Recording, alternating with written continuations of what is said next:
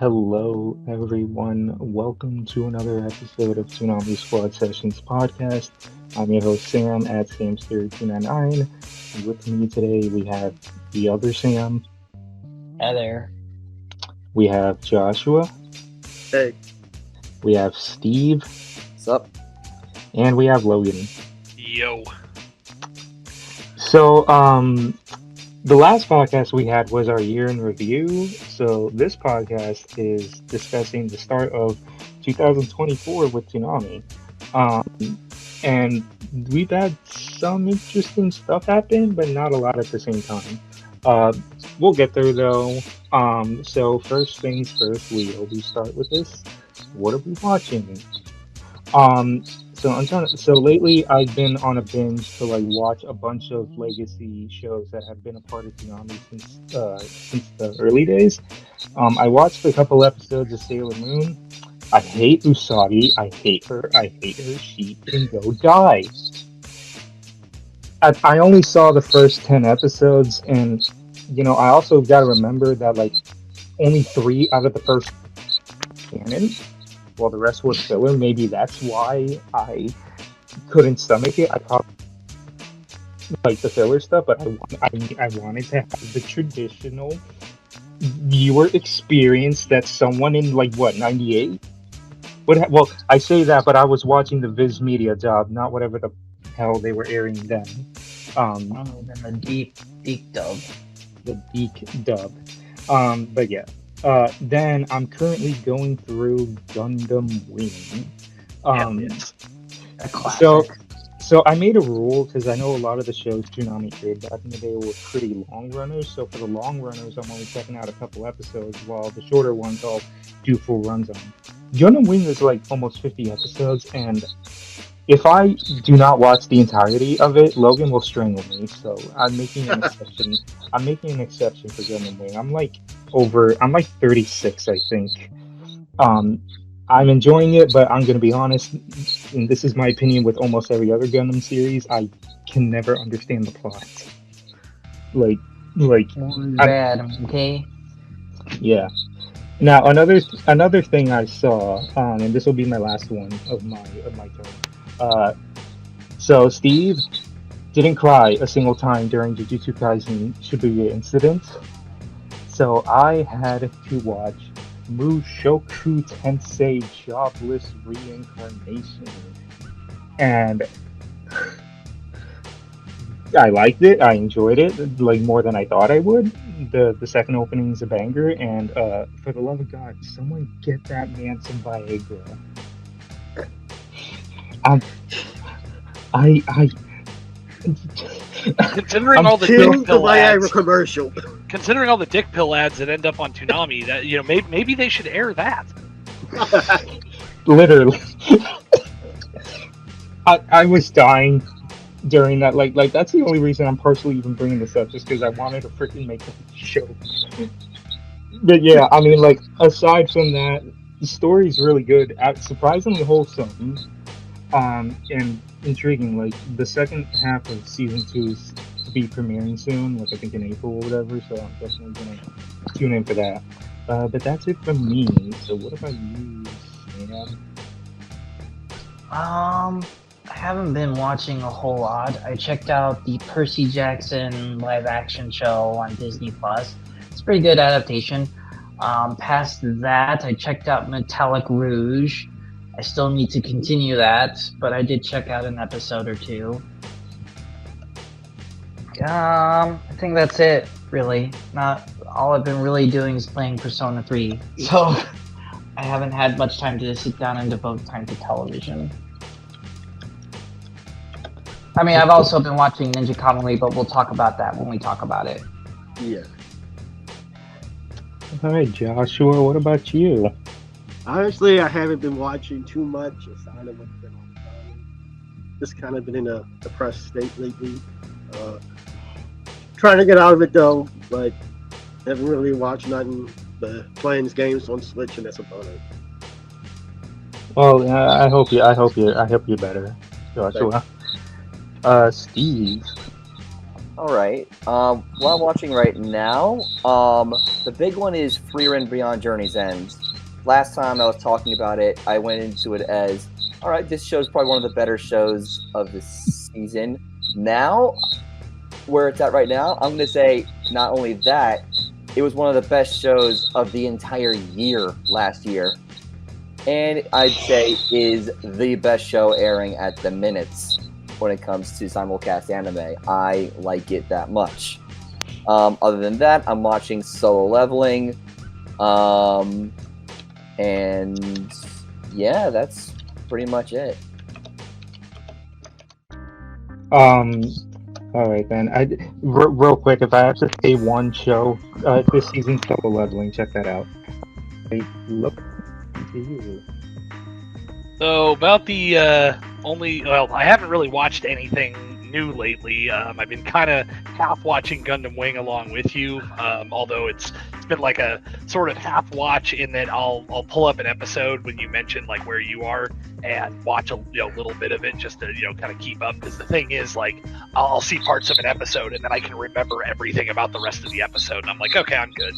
So I've been like I said, half watching that. About the only other thing lately, I did finally get around to finishing Spider-Man 2, since I finally found the time to play it. Did end up enjoying that. I think the first game, and if you treat Miles Morales as like an expansion pack to the first game, it's probably the better game. But I like the changes they made to it, so it was good. I did play the Final Fantasy VII Rebirth demo, so I'm anxiously awaiting 2 weeks from now for the full game to come out. So that's going to be fun. But yeah, other than that, haven't really been watching a whole lot of stuff. All right then. Well, that was pretty quick, wouldn't y'all say? Indeed. Definitely better than our last times. Does this suit your needs, Steven? Yes, very much. Why are you texting me? I was not the one who brought that up. Well, I'm glad you guys took my notes.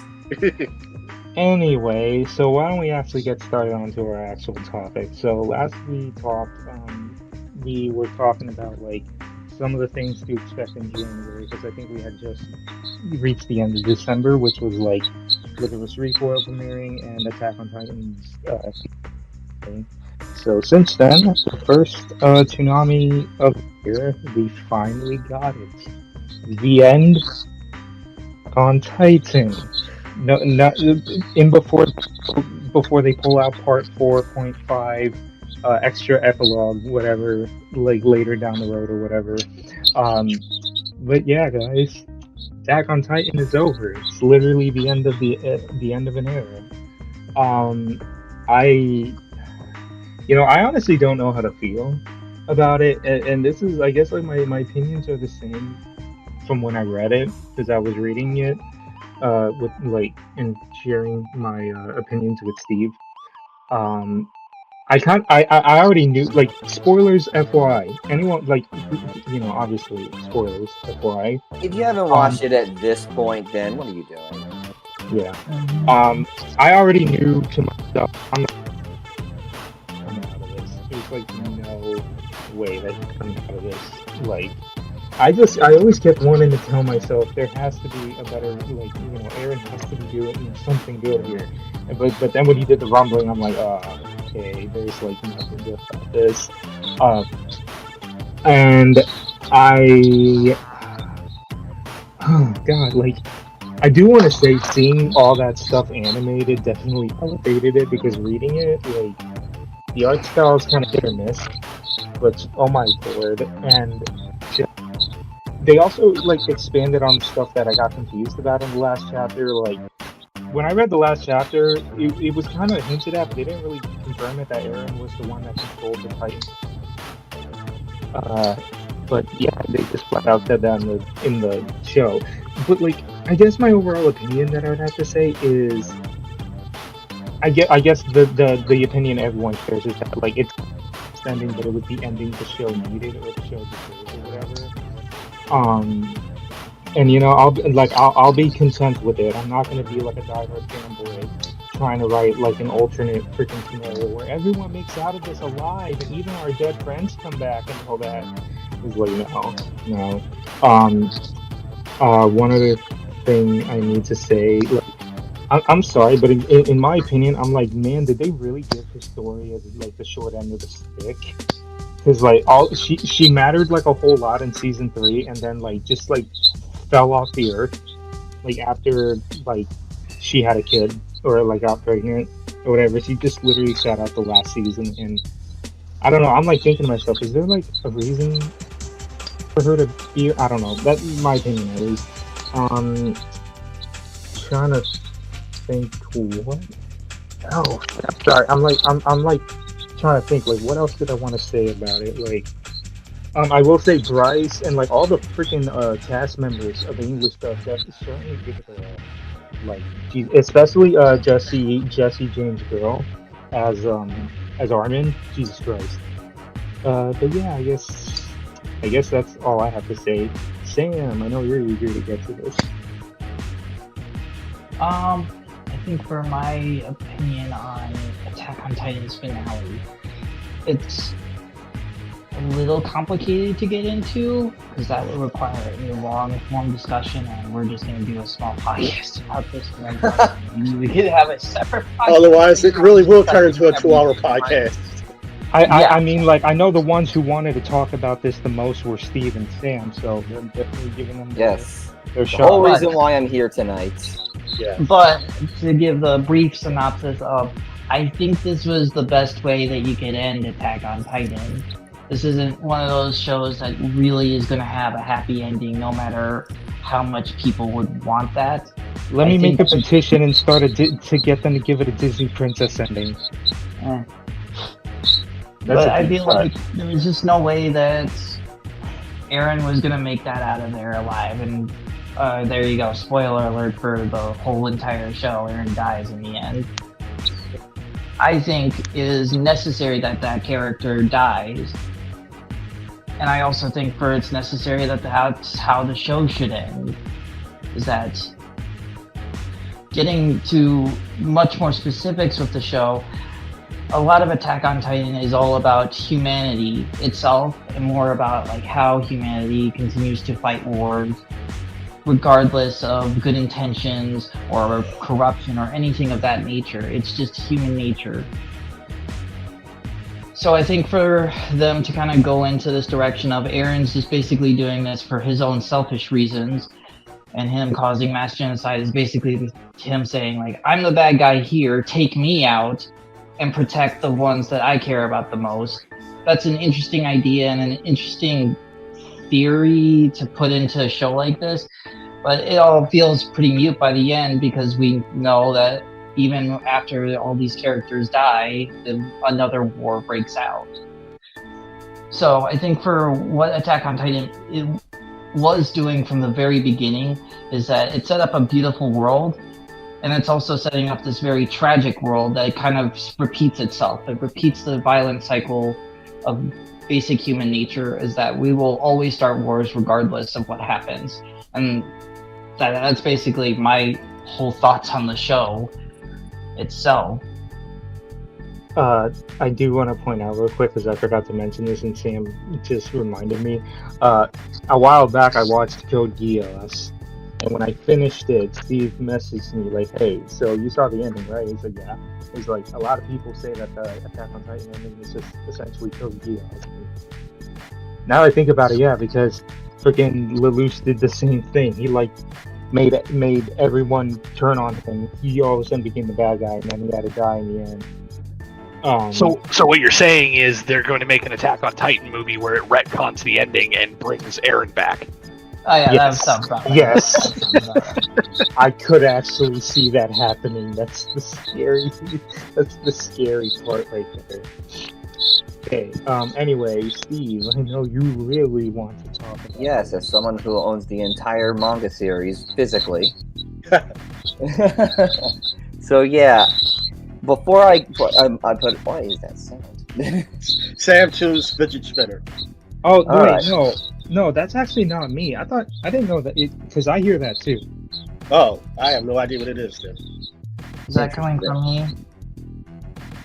I have no idea. But anyway, before I go on my take, I must say, as someone who's read the manga, as you know, read the chapter when it came out, it is so refreshing to hear a take like Sam One's when it comes to the ending.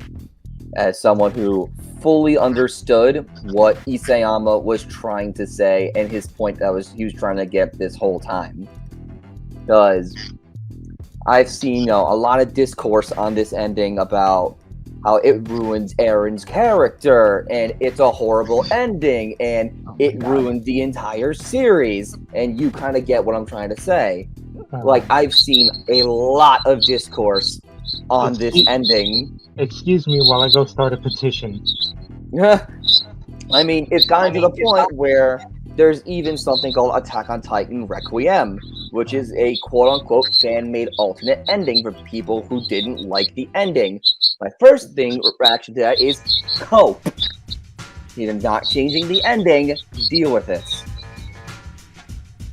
But yeah, Sam One, you hit the nail on the head, in my opinion, when it came to the ending, what the series was trying to say. How no matter what humanity tries to do, it will always repeat the same mistakes, that it will almost like it's a loop in a way. It's just human nature. Yep, That we are just violent creatures by nature, and that we will start wars for any reason. Yep, violence is human nature. You want to know how bad this, what's it called? This, not understanding the ending is? Like, even my dad understood the ending. Yes, I showed my dad this show from start to finish. He absolutely loved it, and he even got the message of the show. And he is someone who didn't really understand some points in season 4, got a little lost. But even he still understood what Attack on Titan was trying to say.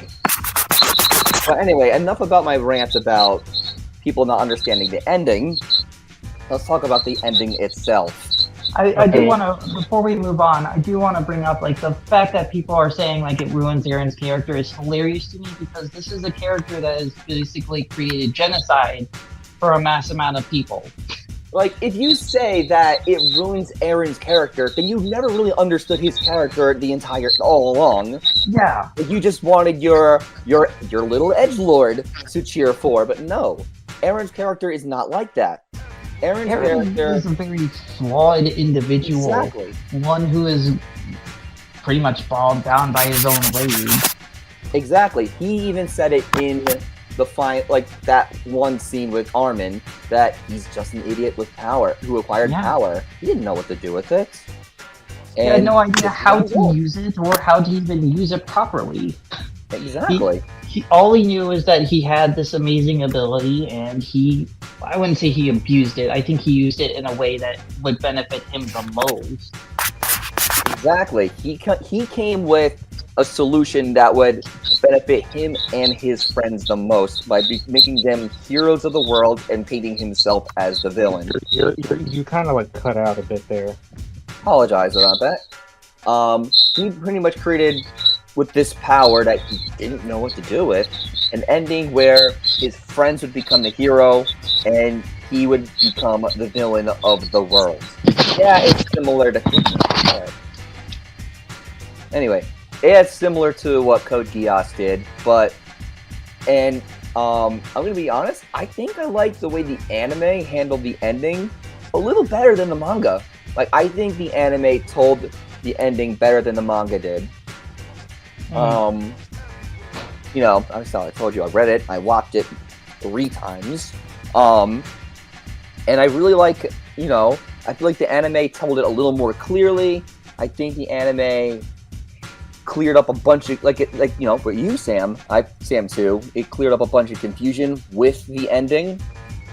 And it was so well done. They bringing the original score back during the scene where they wrap dynamite around Eren Yeager's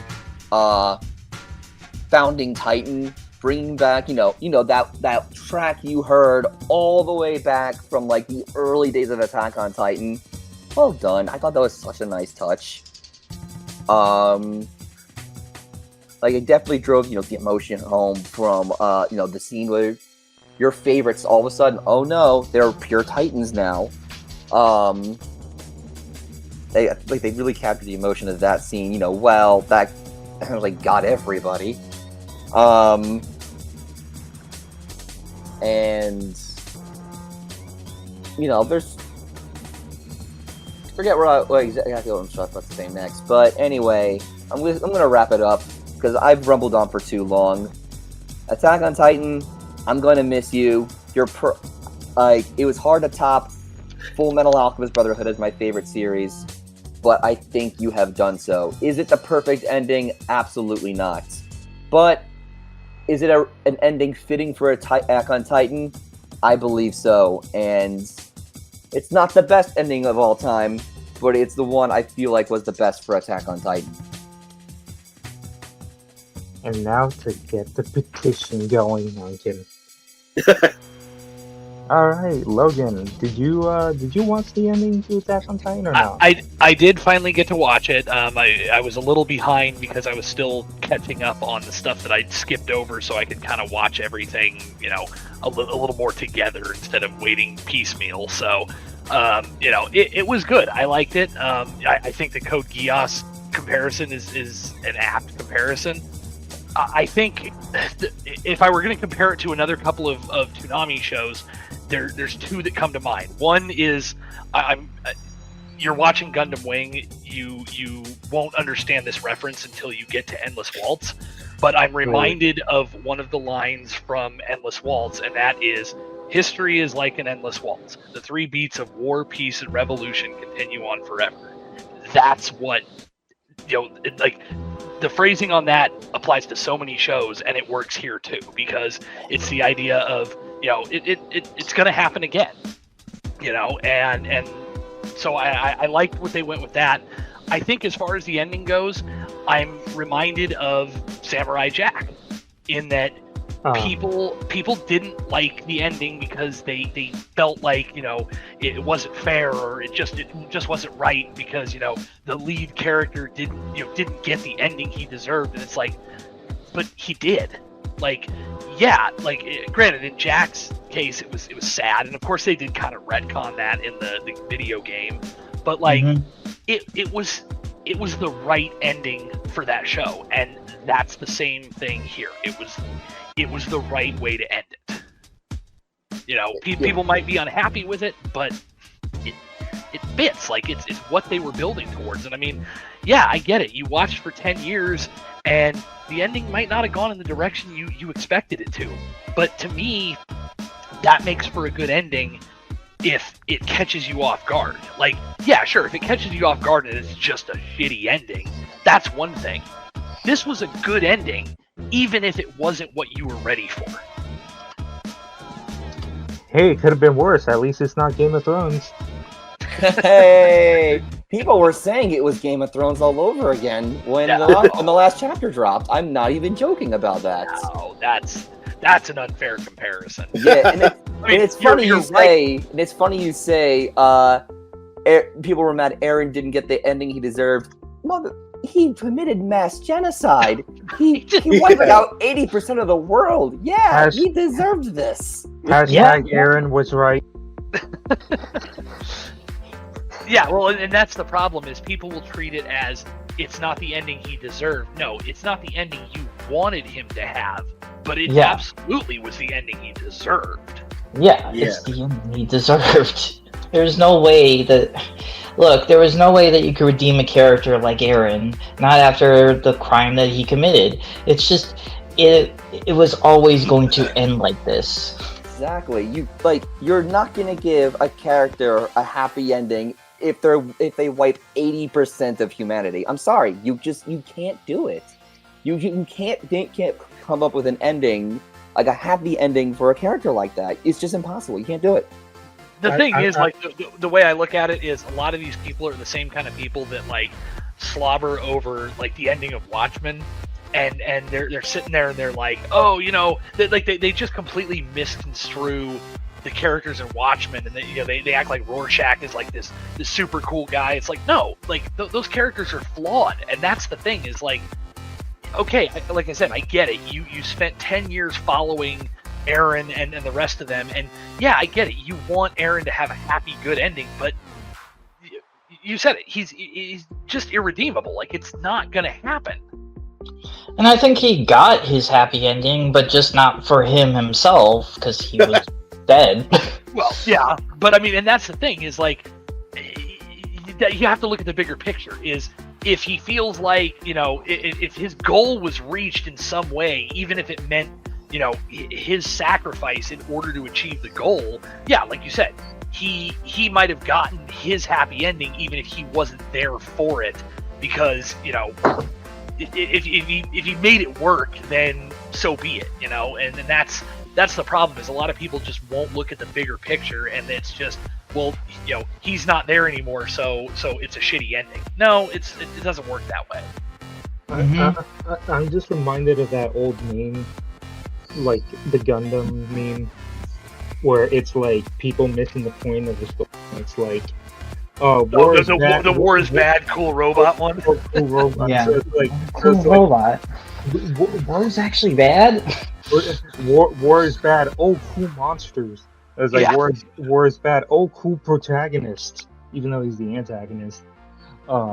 Well, ironically, and then I had this other meme in my head. It was like, I think we're gonna have to kill this guy, Steven. And it was just like, I think we're gonna have to kill this guy, Sir. I don't know. It's just, I don't know. That just popped in my head. I don't. Anyone else have anything to say on Titan? Like, I'm trying to think right now. I mean, like, There is one thing I want to say. Just give me a minute. I gotta prep it. So like, I actually thank God that this aired on Toonami. Like, once again, because of contractual obligations, Crunchy could not screw this. Thank God they couldn't screw this. Yeah, actually, that is something I do want to touch on now that you mention it. What a pull from Toonami! Like, what a contract like Toonami pulled. Like, Yeah, I mean, this was something that they had since 2014. They signed that agreement with Funimation so long ago, and Sony can't do anything at this point. Those were all pre their acquisition of Funimation. So, the deal that they ended up getting is that they had first right of refusal for anything, well, more specifically, the mainline Attack on Titan show. So if there was a new season, they had the first right of refusal to premiere it, and Funimation had to oblige. So, I mean, like, thank God they made the finale a TV special, not like a full-blown theatrical movie, because then at that point they wouldn't be able to. I was about to say, please look at my profile for a minute. I just wanted to. Did you think you were really gonna talk about Attack on Titan without mentioning some type of seagull joke? Freaking birds, man. I will say now that that's aired, Toonami should consider doing, like, for a holiday. I mean, they'd have to pick a couple things up or get them back to make it work, but they should air Attack on Titan, the final chapters, Dragon Ball Z Kai, the final chapters, which is a little sneak preview for a topic later. They should air Inuyasha, the final act. It's not the final chapters, but it's close enough.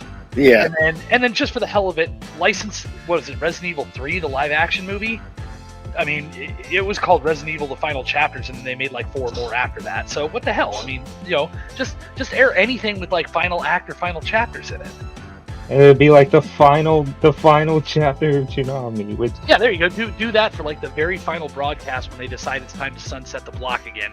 Just do a marathon of shit with the final chapter or final act in the name. Great, but yeah, going back to Toonami, striking this, first right of refusal thing back in like 14, like when you think of like the Cartoon Network era of Toonami. You think of shows like Dragon Ball Z, you think Sailor Moon, you think the Yu Hakusho, am I right? Yeah. When it comes to the modern era, the Adult Swim era of Toonami, it's been like let's say 10, 11 years I think we have found that show that defines the Adult Swim era of Toonami, and I firmly believe it's Attack on Titan. I would agree with that. This is the show that I agree as well. Attack on Titan. This is the show Toonami had the first rights to. This is the show that premiered on Toonami from start to end. It's a show that has transcended pop culture. A show that people talk about not just in like anime circles, but in pop culture circles. And this aired on Toonami. Yeah. I don't know what you're talking about, man. I think that honor goes to Sword Art Online, you know? I thought it went to Dead Man Wonderland because I think didn't the dub premiere on Toonami? I'm trying to remember that. No, I was wrong. It's Tenchi Muyoshi. You might got something like Sword Art Online. You know, we just need Morgan Freeman to narrate the next season. In all seriousness, yeah, I agree with Steve on that. Yeah, I mean, it's one of those things where, like, yeah, there's plenty of stuff that's going to be iconic, and, you know, you can definitely reference, like you said, you know, Dead Man Wonderland has you know, an important aspect to this era of Toonami, but it's kind of the same thing of, like, you know, Dragon Ball Z is, like, the show that people remember, and it's like, yeah, granted, okay, you've got, you know, your Gundam Wing, or, you know, Big O, things like that, like, yeah, there are titles that will stick out for eras.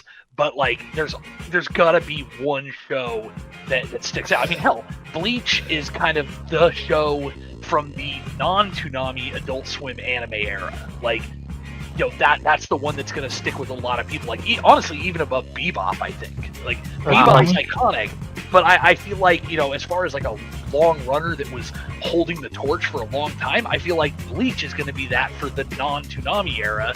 And I would agree. I mean, I think, you know, Attack on Titan, episode count-wise, yeah, it may not be as long as a lot of the stuff we've seen come and go over many of these eras, but I think from an iconic standpoint, it really is the one.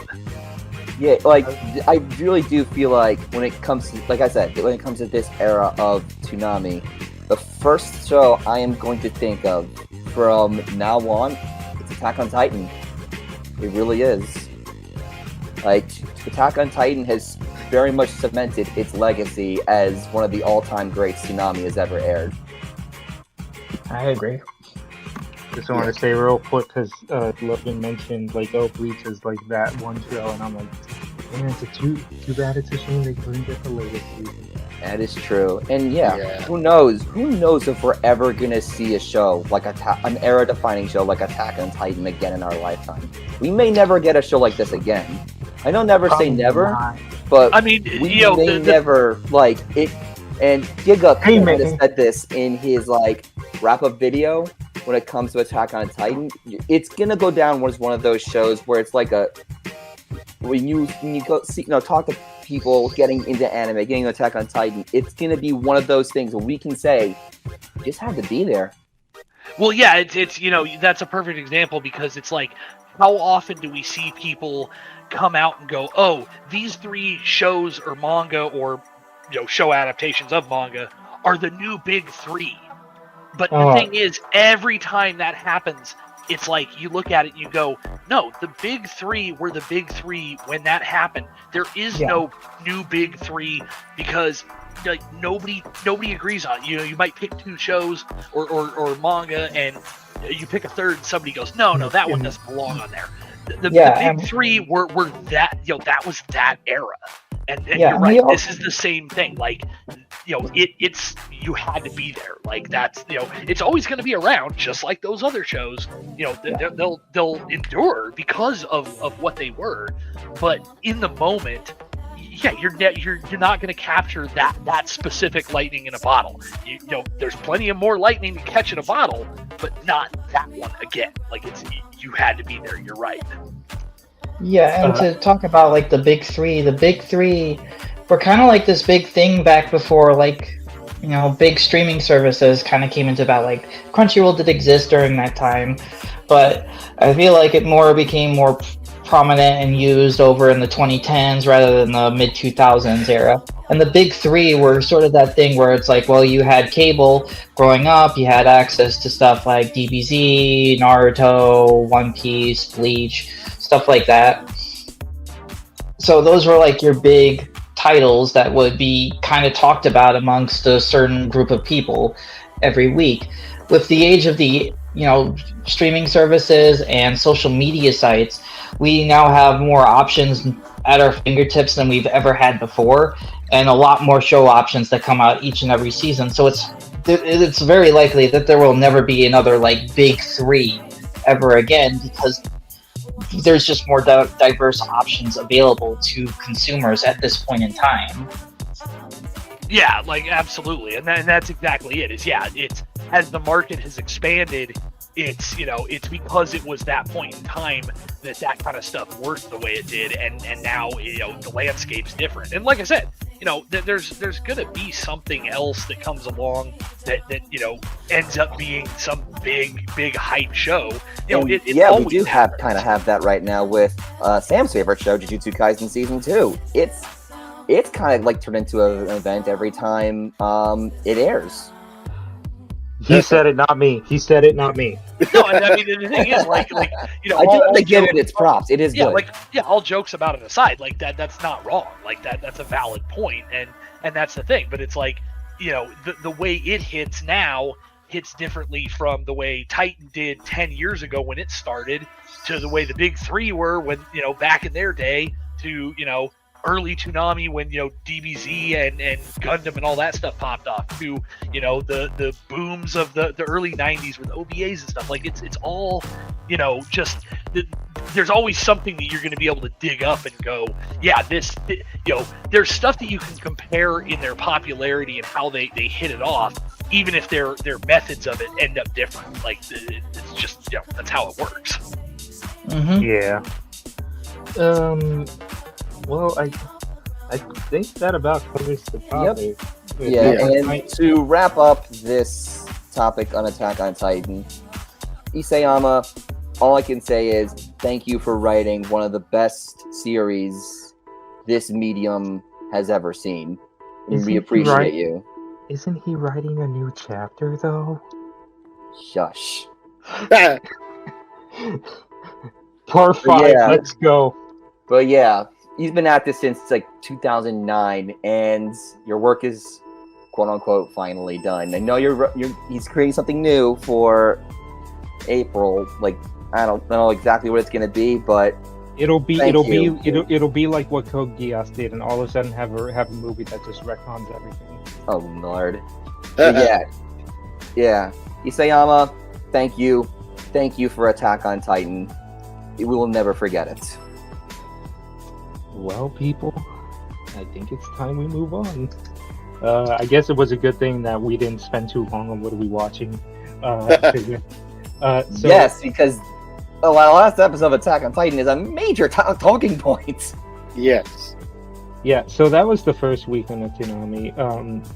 After that, I mean, like, we had Licorice Recoil premiere, but, like, I don't really, like, we're going to talk about Ninja Kamui later, but I honestly feel like the only time we should, like, talk, like, give first impressions on the show, if it's, like, something, I don't want to say, like, major, I guess, like, if it's a world premiere, like, what we talked about with My Adventures with Superman and Fooey, I mean, I guess all we that. can talk about it because we're, like, somewhat midway into Licorice Recoil. You sure you want to talk? I mean... Yeah, why not? I wasn't planning. Okay, you know what? Why not? Licorice Recoil. Like, I don't know. Usually, I only give first impression topics to, like, big stuff. Like the world premieres, like Kamui, but why not? I guess we'll do this. I'll make this a tradition now with a couple, if we ever get more new show premieres. So, okay, surprise topic, everyone. I didn't know we were... Licorice Recoil. I've seen the show. Y'all already scolded me on that in the last podcast. I was just more excited to see y'all's reactions. I'm sorry. I'm just like... There were certain moments in that show that I was waiting for. Why do you think I wanted Andre to tweet it so bad? I was sorry. I was paying attention to Twitter a lot and like just seeing Steven Silver react to it. Aside from that, so like the show is really good. I genuinely like want to see more of these people. Like, not to get ahead of myself, but like I'm pretty sure there's more. But like the anime needs like a second season or something. But the characters are interesting, the world's interesting, and they leave you with a lot of questions to be asked. And I'm not gonna, you know, answer any questions. You know, no, I'm not spoiling anything here, but show's really good. Show's interesting. And the recent episode that aired was the one I was waiting for. That's why I wanted Andre to tweet it so much. It was like, hey, let's spend an entire episode shopping for panties, and then ending it with a terrorist bombing. That's that. Anyway, I'll leave it there. Sam, Steven, get the bag. I don't know this, Sam, but we're bonking you in the chat. Sorry, I didn't do it. I didn't even like. You know what? Whatever. I was just talking about how wacky. I was talking about how wacky it is. Not really like. Anyway, whatever. I'll leave it there. Sam, I don't think you've seen it. Have you? No, I have not checked out Licorice Recoil. Maybe I'll check it out soon, but not right now. Joshua? No comment. No, like the first impressions on the show, or you haven't seen it. I've watched it. I mean, it's all right. I mean, I really have no thoughts per se. Nothing specific to say about it. I mean, it's not the worst thing Toonami's aired, I guess. Yeah, it's not No, Black They've Lotus. aired worse. They've aired worse. There's not a high bar. I mean, Logan they could have aired Dimension W again. I mean, Logan When just what said it. now? I've never heard of that show ever. Yeah, we don't say those words around these parts. I mean, Logan just said it. It's not Black Lotus. Ha! It's not Fooly Cooly Grunge. Yeah. Ooh. Bird. Anyway, Steve. All right. So I forgot who said it, but someone, I think it was you or someone on the internet, said this show is essentially John Wick but with cute anime girls. That You was weren't me. lying. That Yeah. was me. You were not lying. This show is literally John Wick but with anime girls. Like, I mean, like one difference between the girls and Keanu Reeves is that she uses non-lethal. Like, yeah, and I find that interesting. Like, I granted, I'm watching this show at 1 a.m, half asleep, so it's a little. I forgot to mention that. Yeah, it's mainly Chisato, but she makes Takano do it too when they team up. Is that she doesn't like to kill anyone, so whenever she goes out with her gun, she uses non-lethal ammo. Like they pack a punch, she says, but they don't kill. Yeah, like, I'm probably gonna have to, like, rewatch because, like I said, I'm normally, like, half asleep during Licorice Recoil because I'm focusing more on, like, uploading the promos for our social medias. But yeah, I am enjoying it so far. It's nice to see, a different title that we haven't seen before on Toonami again. I don't know, it's been, like, since Made in Abyss Season 1? It's been since Made in the last Abyss, time? yes. It's Yeah. been since Made in Abyss. Trust me, I counted. Yeah, it's nice to see something, different on the block, and I'd say even say like not like your standard Toonami show. Like, yeah, it's still got the action in it, but this is something I never thought a show like this I never thought Toonami would air. But yeah, I'm enjoying it so far, and I can't wait to see more. I mean, I do notice that like it's Aniplex is getting like really chummy with Toonami again. I mean, Yeah, I will say that's actually a point I think that's worth bringing up because we've had Demon Slayer back because the price went down. Thank you, and we've had Licorice Recoil. I think I don't want to say bigger picture is Aniplex willing to play ball again? See, now I wonder if they. I just will they get Ranking of Kings? Because that's an Aniplex property. I'm sorry. What show did you say? Because you were kind of cutting out. Ranking of Kings. Oh my god! Don't even get me started. Oh no. It'll be the new Veroni. Show, obviously. We don't say that name around these parts. Anyway. Okay, I'm sorry. Yeah, ranking a Kings on Toonami. That's a dream. I love that show. That's one of my. That's like one of my. I don't want to say all-time favorite shows, but it is one of the best shows I've seen in recent memory. And there is if Aniplex is going to play ball again, imagine we get to see a little show called Mashal on Toonami. Harry Potter meets One Punch Man. Anyone? You just want the recent opening. Oh, we all know that it's gonna get chopped if it airs on Toonami. We all know that. It's actually genuinely funny. I really like it a lot. Yeah. So, Logan. I mean, once again, I've shared my reactions with you, so you know about as much as I do. But I mean, I don't know if you've watched it. Like, so I watched the first 2 episodes. I'm a little behind because I think episode 4 aired last weekend, right? Yeah. Yeah, I believe so. Yeah. So I'm 2 episodes behind. Probably will miss this week's episode, but I'll hopefully catch up soon. I like it. I mean, it's the John Wick comparison is apt. Yeah, it's good. I mean, I like seeing that. Like Steve said, Aniplex is actually playing ball. Who knows what that could bring to the table. The biggest thing I've noticed is for a first-time director, because the character designer for a bunch of shows, but mainly known for his work on Sword Art Online, he directed this show. And I mean, obviously, I've only seen 2 episodes, but for a first-time director that came off of doing character design, like I'm pretty impressed with the I actually did not know that. Yeah, so neither did I. Yeah, Shingo Adachi. He. I mean, like I knew it was the same, like a bunch of the same people who did Sword Art Online, which is why I said in the beginning that I thought it was a spin-off to Sword Art Online. Yeah, it just like I said, for a first-time director, like it's clear that working on other stuff, he's definitely learned a lot from it, and like if you look at A1, the animation studio, a lot of the stuff they've been doing recently, like they were the ones who did was it Mashal or Mashley or however it's pronounced? They're doing solo leveling too. Yeah, they're doing solo leveling. They did the Nier Automata, the first season of that, which I know they just renewed for a second season. I assume the same studio's doing it. So like there's a lot, and I mean, A1 did Sword Art Online Alicization and a bunch of that stuff too. So it's like there's a lot of, you can see the studio's influences in it, which I mean it's true of most shows when you look at this studio did these 2 shows and look how similar they are in various ways. So that's not super surprising, but like I said, for a first time director, I'm pretty impressed by the act and such.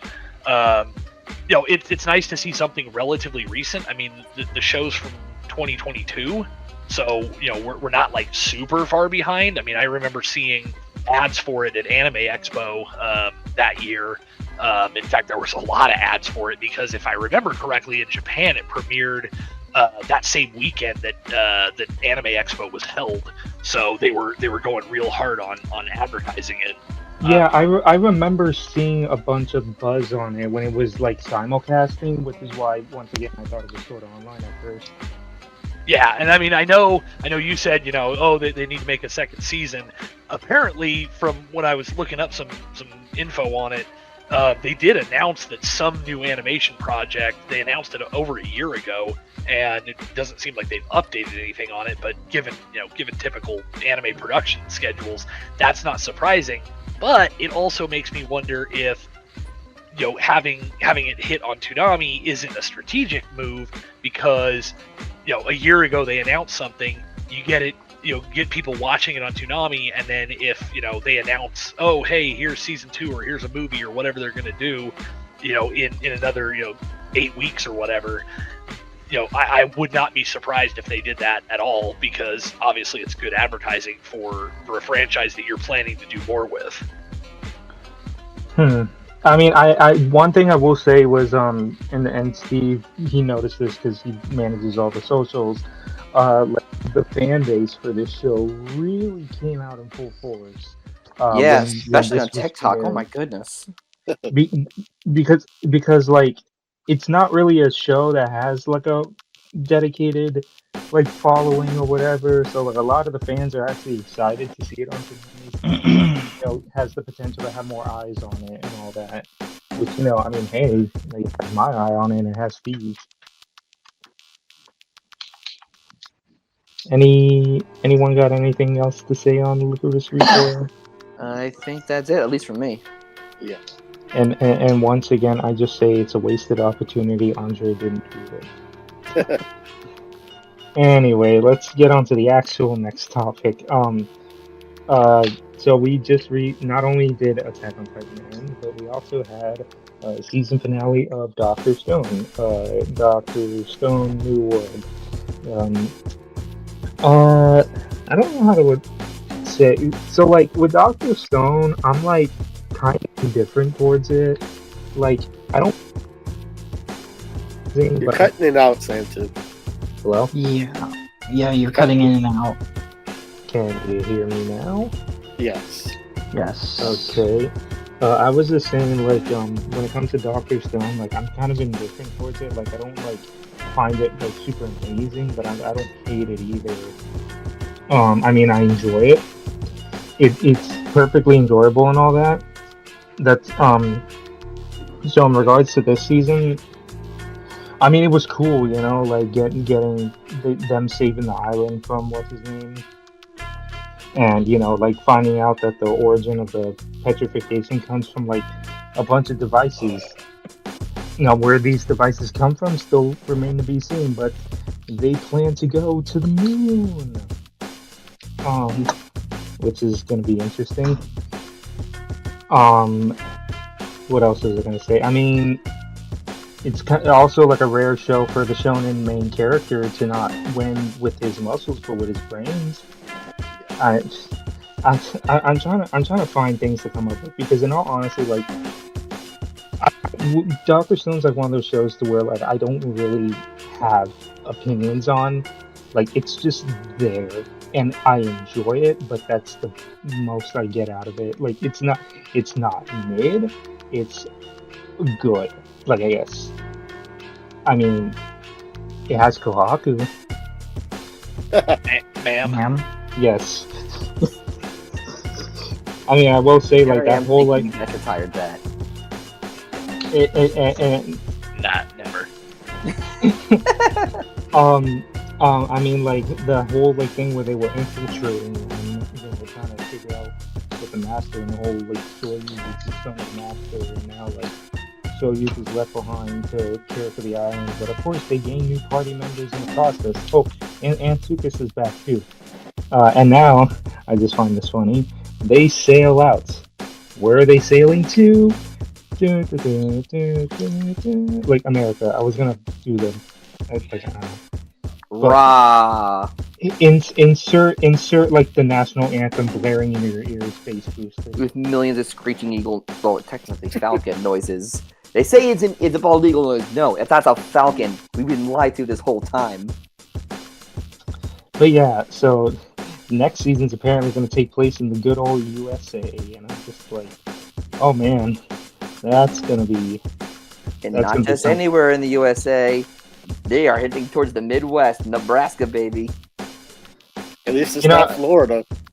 I was going to say, though, if they plan to go to space, they'll have to go to Florida because of the space centers there.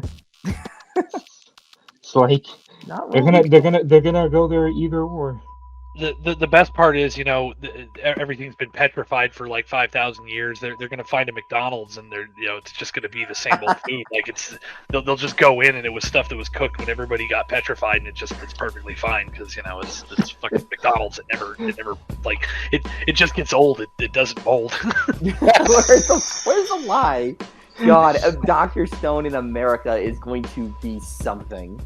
There's going to be a lot of good jokes. Oh my goodness.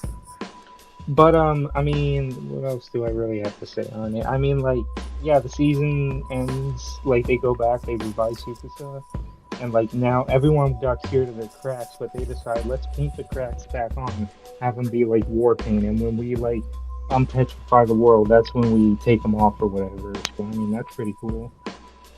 And then that's about it. I mean, they sail off. Like I said, I'm okay. Like, it's good. That's really the best I got on it. Sam, I don't know if you watched Doctor Stone. Sam won? Hmm? Did I he think fall he- asleep or something? No, I think he was playing Persona. Yeah, since you guys are discussing stuff I haven't watched, I'm just gonna be like, okay, I'm just Oh, gonna. there's I your literally- answer. There's I- your I- answer. I Well, literally that see, says that. I literally see his status on Discord. It says playing Persona 3. Yeah. Well, I'm sorry, I'm in Tartarus right now doing a dungeon. Hey, Joshua, did you watch Doctor Stone? Yeah, I did miss a few episodes, but I mean, I pretty much agree with you said. It's good. I like it. I mean, there's nothing more to say about it. I mean, find it interesting and stuff. Okay, Steve.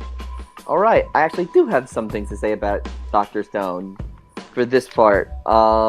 I actually think this is one of the better parts of Doctor Stone that we've had so far. Probably my favorite part of the series, I would say, was probably this one. You know, like this one actually had had me on edge at some episodes.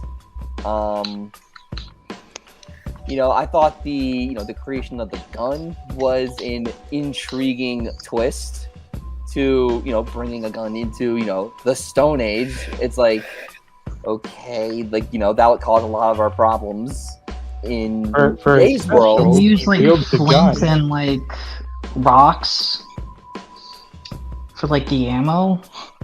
Yeah, but, it's a non-lethal type of gun, thank God. Ah, okay. Yeah, but I found that interesting. Obviously, we kind of had a feeling Sukuna was gonna Sukuna. I can't pronounce. I don't remember his name, Sukasa. but I'm tired. Tsukasa, thank you. You kind of had a feeling near the end that he was probably gonna get revived. I'll tell you what, Ibarra, really good villain. I liked him a lot. I think we all saw Soyuz being like the king's son coming. I think we all saw that one coming from a mile away.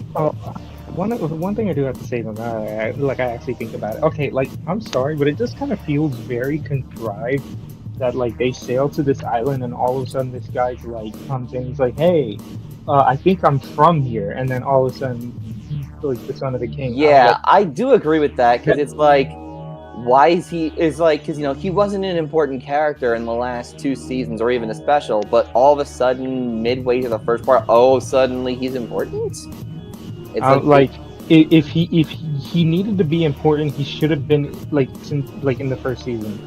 Because I'm gonna be honest, they made that a little too obvious, contrived, blaring hey, this guy's important, especially later on. It's like, you get it, but I did like it though. I think probably my favorite moment from this season was I always get these two confused. Ginro, the creepy one. Ginro.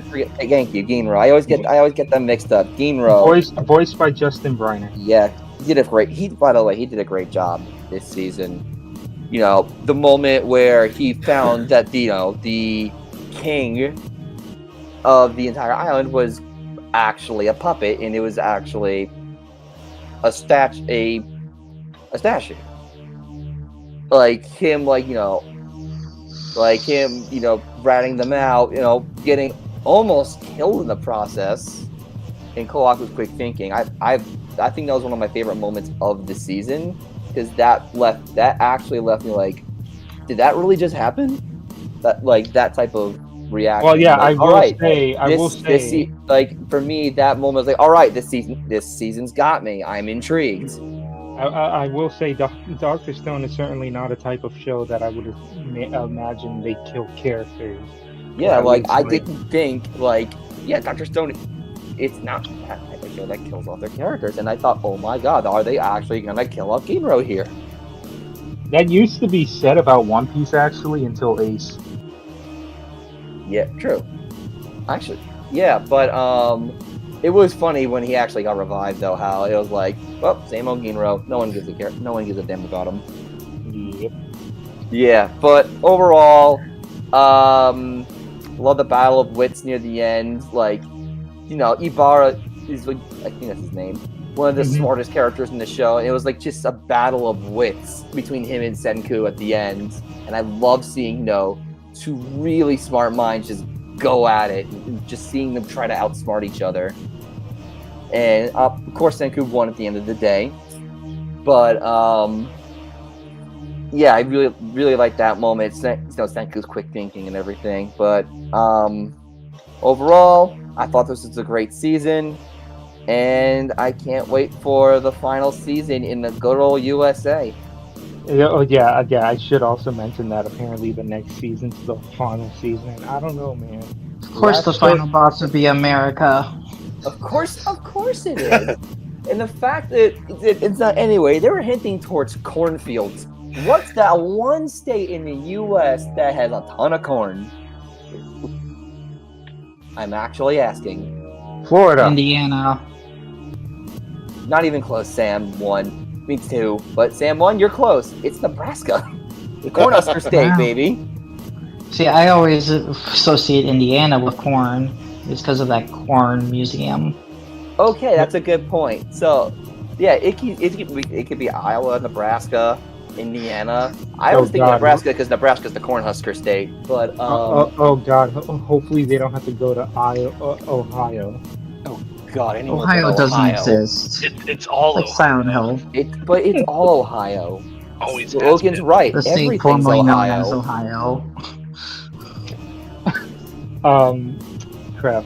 What was I gonna say? Oh yeah, like I don't, because they were saying, oh, next season's the final season. I'm like, I don't know, man. Been there before. The last show that said it was the final season still took like 3 to 4 years to actually finish. So I imagine it's gonna do like split cores again. Like I imagine it's gonna be like part 1 1 year. Yeah, I think you're right because season 2 did that. I don't remember. I don't think season 1 did a lot of anime did that. Season 3 did that.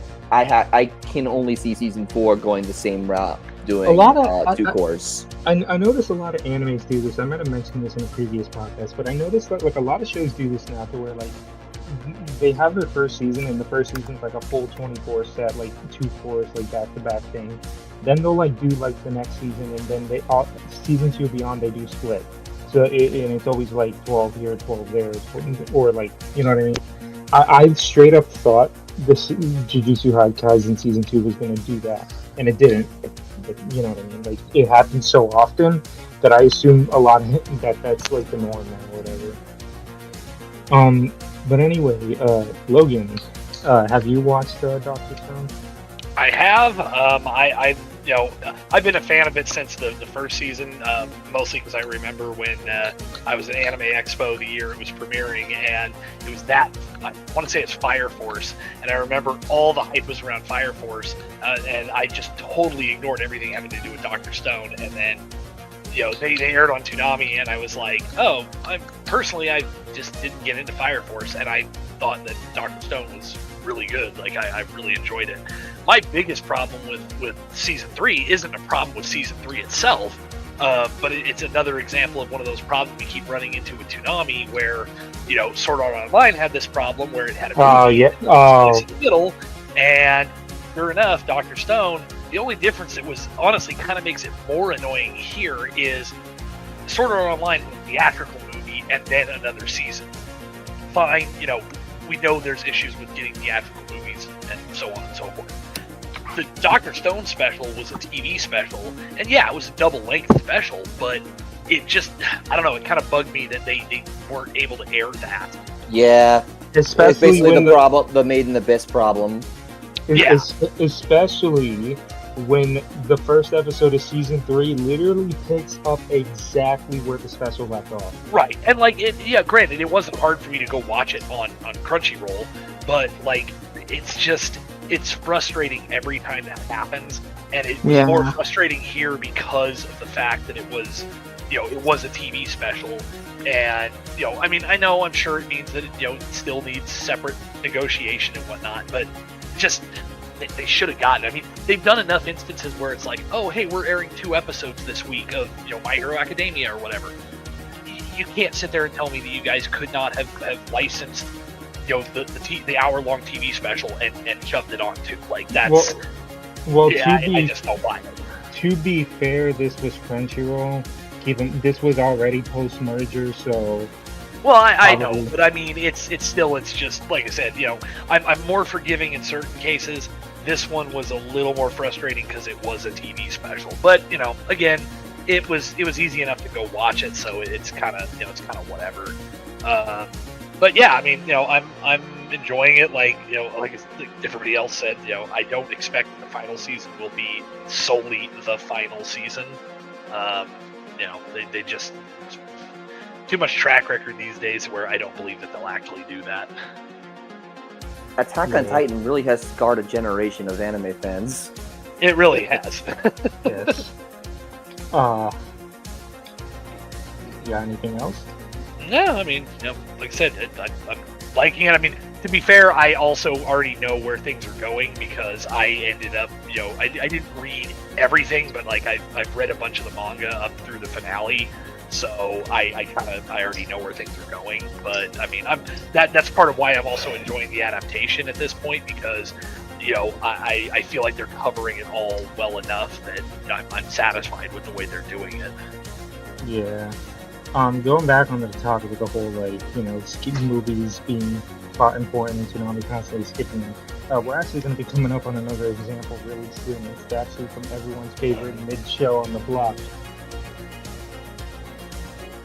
Oh yeah, Naruto. I'm surprised Steve didn't come out for that one. Yeah, so I kind of wanted to talk about this, but at the same time, I don't know if we should because Shippuden been a part of the block for that long. But we're actually kind of reaching the end. But the thing is that Shippuden actually has one canon movie that most likely Toonami will skip, and we're coming up close to where it would be placed. It's called The Last, and it essentially is how Naruto and Hinata end up together. Because if you just watch the show, it just instantly goes into them planning their wedding, and and if you don't see the movie, you're scratching your head wait, when did they hook up? Yeah. So the movie The Last pretty much explains how they end up together, and it also plants a couple seeds for what would later happen in Bortz. Don't tell me I'm not to put out a tweet again. Nobody cares about Bortz. Don't tell me I have to put out another tweet saying, "Hey, you gotta watch this. Understand what the hell is going on." Please don't tell me I have to do that again. Yes, you do. It'll actually be way worse in Shippuden's case because the movie The Last, the only legal way to watch it is if you have either a digital copy or a physical copy like DVD or Blu-ray, because it's nowhere to be. It's not on streaming. You can't watch it on Netflix nor Hulu. You can't watch it on Crunchyroll and nothing like that. The only legal way to watch it is if you have a Blu-ray or a digital copy on Google Play or whatever else. Well, time to embrace your inner straw hat and yar har har. I actually own the DVD because I bought the 4 movie collection, and y'all already know I'm setting a watch party for that. But point is, we'll go into that after the podcast. Yeah, point is, it's gonna happen again with Shippuden, unless for some miraculous reason Toonami comes out saying, "Hey, we're gonna air The Last, but again." Considering the past couple shows, highly doubt it. But yeah. I'm looking it up, and it's showing actually a couple places where it can be watched. If it gives you a Netflix link, that is not for this country. That's somewhere else. It shows Apple TV, Vudu, Amazon Prime, YouTube. Oh, but you gotta buy. You have to pay for those. Yeah. There's the actual streaming rights. I don't think it's available to stream because I don't know why. It says it's even on Crunchyroll. That's probably a different country. But yeah, so I guess we should move on to the next topic now. My mouse died. Wait, hold on. There we go. Uh, oh yeah. So anyway, now because I straight up forgot the next topic. So with Doctor Stone ending, it was time for the premiere of a new show. And so what's funny is this kind of got leaked a bit, and out of all places, it's from Adult Swim Latino America. Because they put out like a press release or whatever, and I think they said like, "Oh, Ninja Kami's gonna air on there like February 10th or whatever." So I was like, "Wait, is it February 10th?" And then shortly after, what do you know? We get a formal announcement that it's premiering February 10th. At first, we only had like a poster, I think, but then a trailer followed shortly after, and the it looks really good. Like that trailer, like Sung Hoo Yeah. Park at its finest, I should say. Like director of God of High School in the first season of Jujutsu Kaisen, because you can't get the show, you get the guy who worked on the show. Let me get. I'm not gonna do this again. Anyway, so yeah, we got like the first trailer, and then, but we still didn't have like a schedule update, so we're just assuming whatever, it's gonna be like 12 a.m. or whatever. Here is the interesting thing: they announced that yes, it will be on Toonami, but they're gonna air it twice. Like, and this, I found this really interesting. So 12, 12 o'clock, the start of the block, they're gonna air it, and then they're gonna air it again at 3 a.m. subtitled, which is rare for Toonami to air subtitled anime. It hasn't happened since, I want to say, April Fool's, like 2018. Yeah, that's I believe literally so. the only time they've Yeah. done Yeah, it. that's literally the only time Toonami has aired subbed anime was April Fool's 2018. Well, I mean, they've also aired the Rick and Morty shorts, Those but don't yeah. count. But do we Those- count that? Do we No. count those? I mean, shorts are one thing, but like Jason had said, I mean, it's been several years since he said it, but he said, that, you know, subtitles turn viewers away. And, Yeah, you I know, feel like so- that's less of an issue nowadays. Yeah, I think But April still, Fool's it's not proved that something wrong. that you should put on at the beginning of the block, though, because Right, exactly. I mean, that's something it that makes you should sense. put on as like something to end the night off with, right? Because that's just going to be a turnoff no matter what. So it's better that you get people who are inebriated late at night and be like, oh, there's this cartoon airing with a different language, and I have to read it. Sure, why not? what was I gonna say? It reminds me of that one. I don't know his name, but I remember the director for that movie Parasite. Was it like from Korea? Was it? Like he- Jung. Oh he God, wa- what's the director's name? Why am I blanking on it? I know I his know what you're name. talking about. I can't remember it though. The director for that movie, I forgot what it was an Oscar, but I don't know what category. But I Jung remember- Ho, something like that. I can't think of the name. But I just remember what he said, and it was like, if you can get over the 1 inch tall barrier, The 1 inch barrier of subtitles, subtitles. you'll be exposed to many more amazing movies or whatever. And I'm just- Yep, it's like that. Like It's a very true statement. frame that statement needs to be framed because it is so true. I feel like Uh, ever since like Parasite was that big hit for 2019 and won a bunch of awards, including Best Picture, more people are probably inclined to check out movies and probably TV shows with subtitles. And of I mean, course, like, there's one of the- options nowadays with like people reading, putting subtitles on, or closed captioning for Well, their well- shows on Netflix or whatever. I mean, one of the biggest Netflix shows was Squid Games, a show from Korea, so you had to have stuff. Or was there a dub for it? I don't know. I didn't know. It may have been a in the dub, chat. but For Squid Game, yeah, there was a dub. Oh, okay, so then who knows?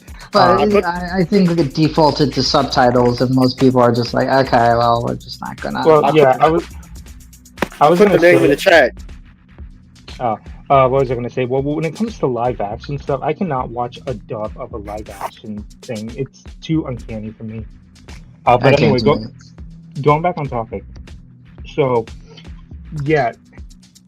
So the schedule, they actually extended half an hour, which surprised me. So like the schedule is like this. Starting the block is like the dub of Ninja Kamui, and then Demon Slayer, Licorice Recoil, One Piece, Shippuden, IGPX, and then the subtitle version of Ninja Kamui. I found that to be really interesting.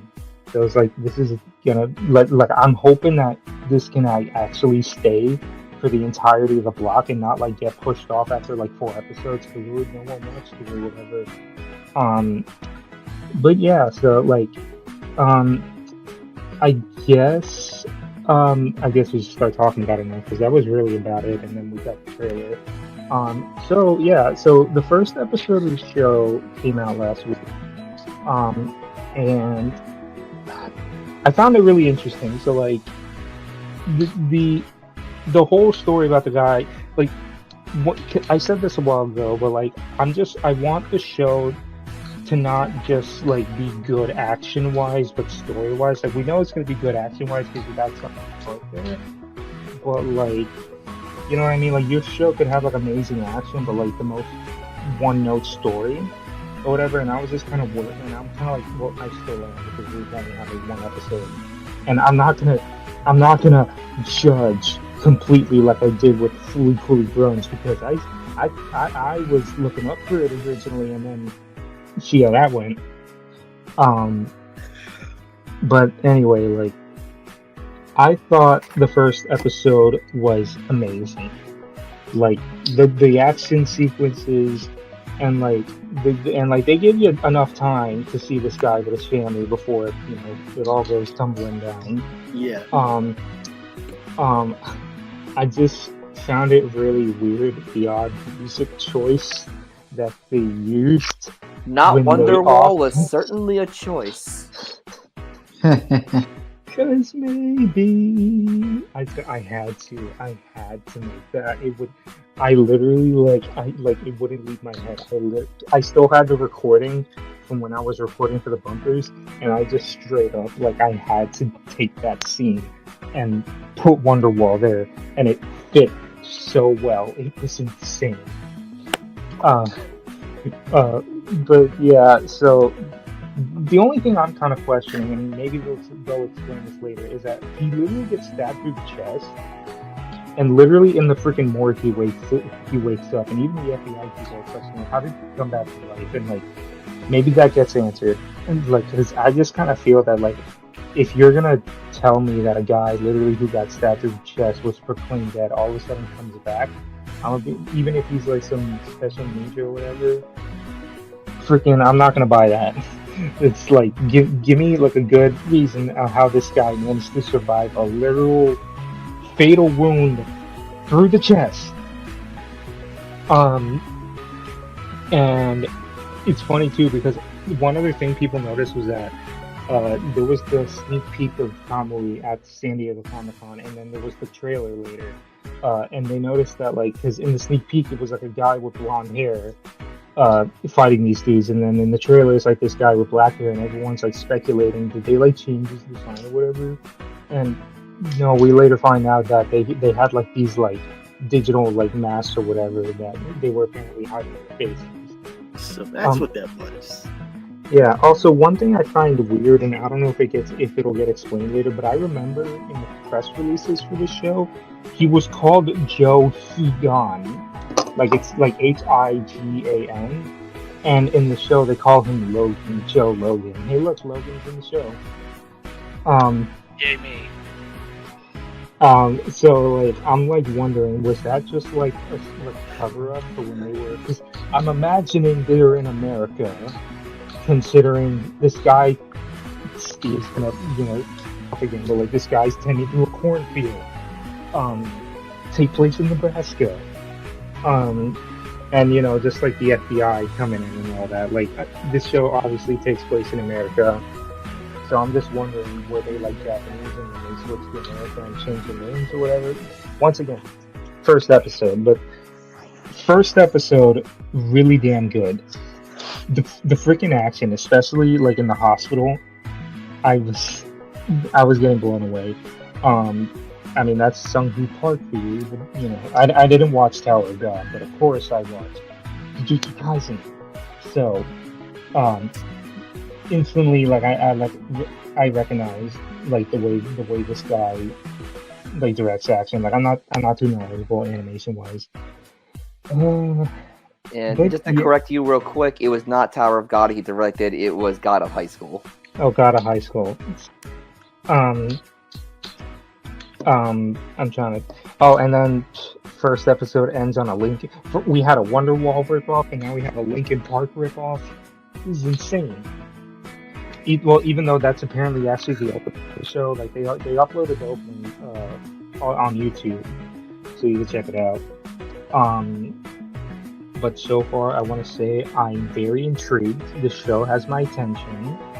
I want to see where this goes, and I just hope for the love of God it does not freaking fall off and veer off a cliff like what happened with Fenna. Because Fenna was the same way. It started out really interesting, and then it just freaking nosedived. Are you okay? What in God's name was that? My What chihuahua was that? fighting with the other chihuahua. Sorry. Oh, okay. I found that ironic. I literally say that after Fenna, and I'm like, damn, is this his thoughts on Fenna?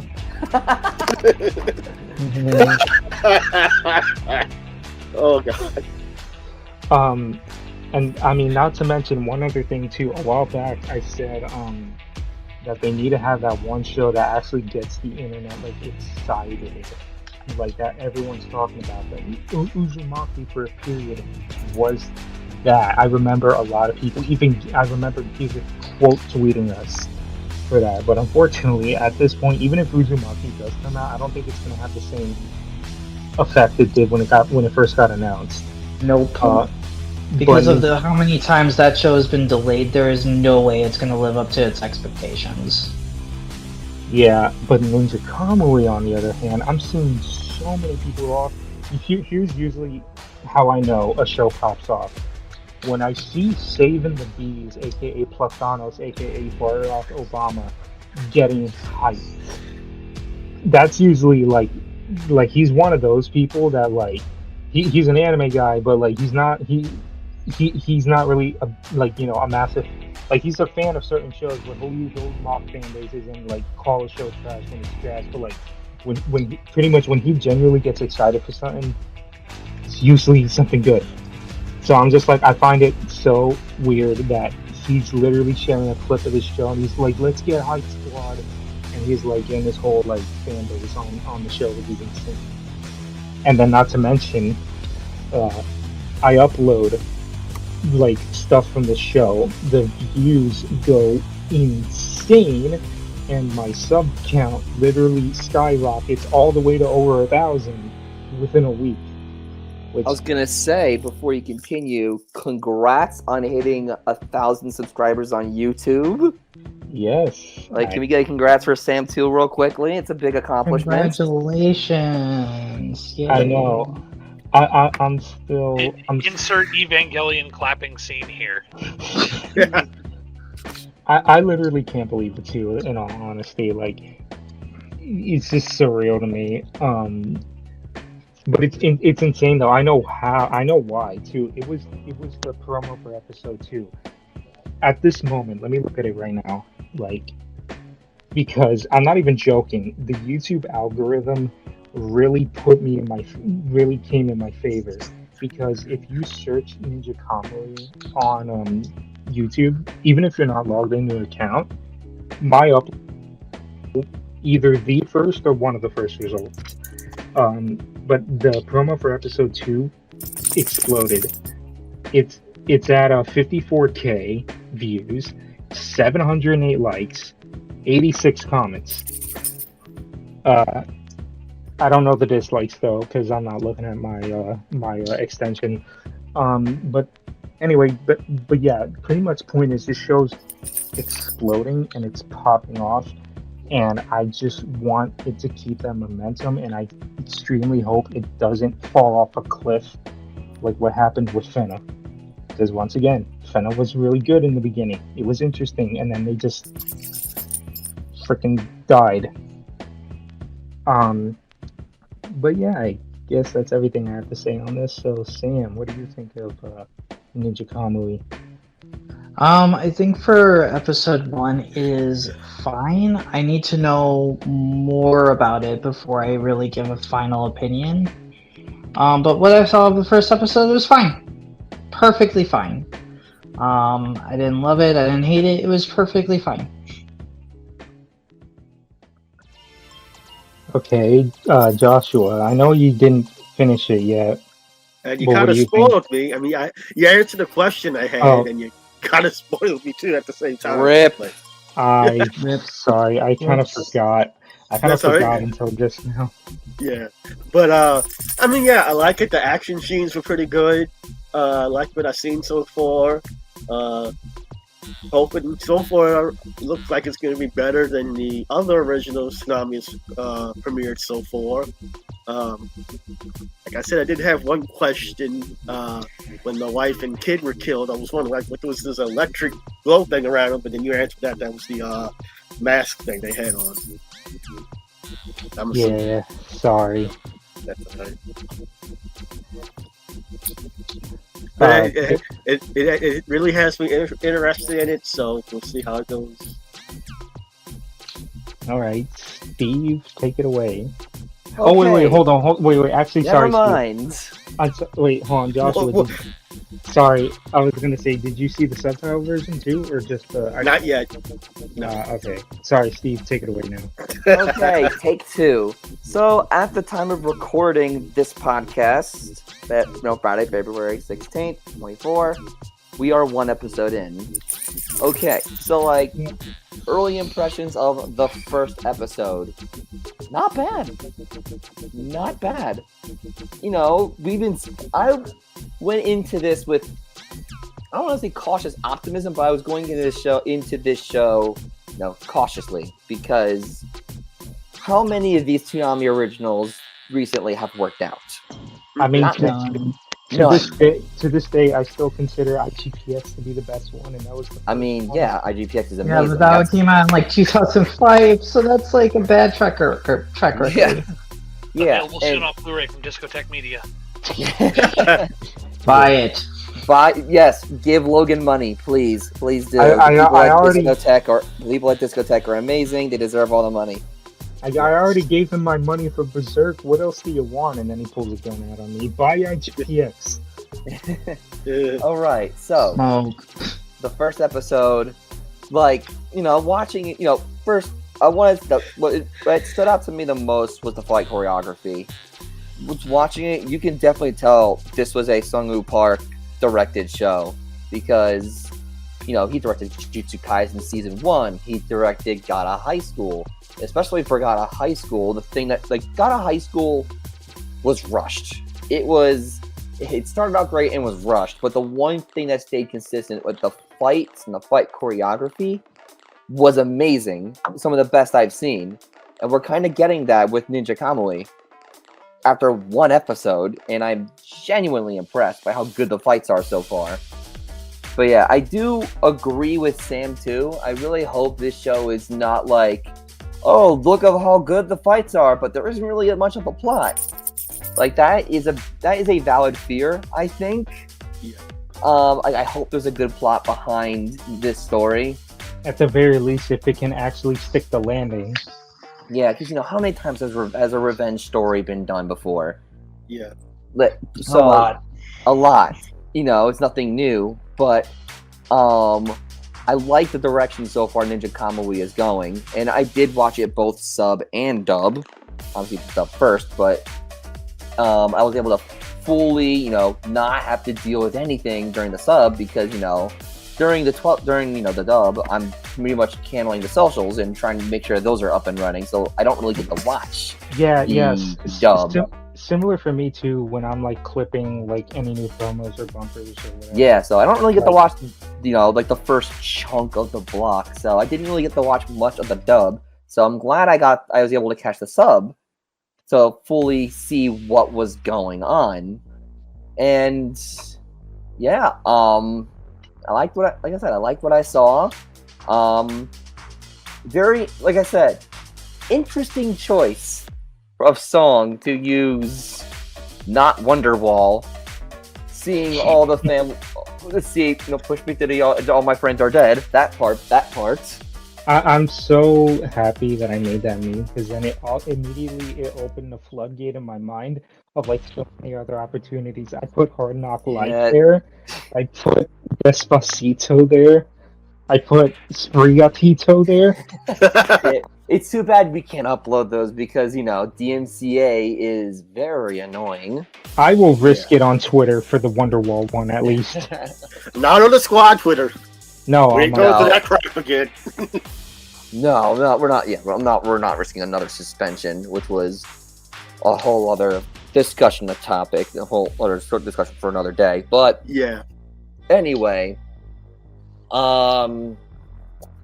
yeah, I really am intrigued by what I saw in episode 1, and I'm really curious where they go from here. I like what I saw. I like how people are like, all right, this show, like Sam said, it's starting to gain some buzz. Like, all right, this show actually might have something. Let's give it a shot. And yeah, not Jujutsu Kaisen at home, not bad.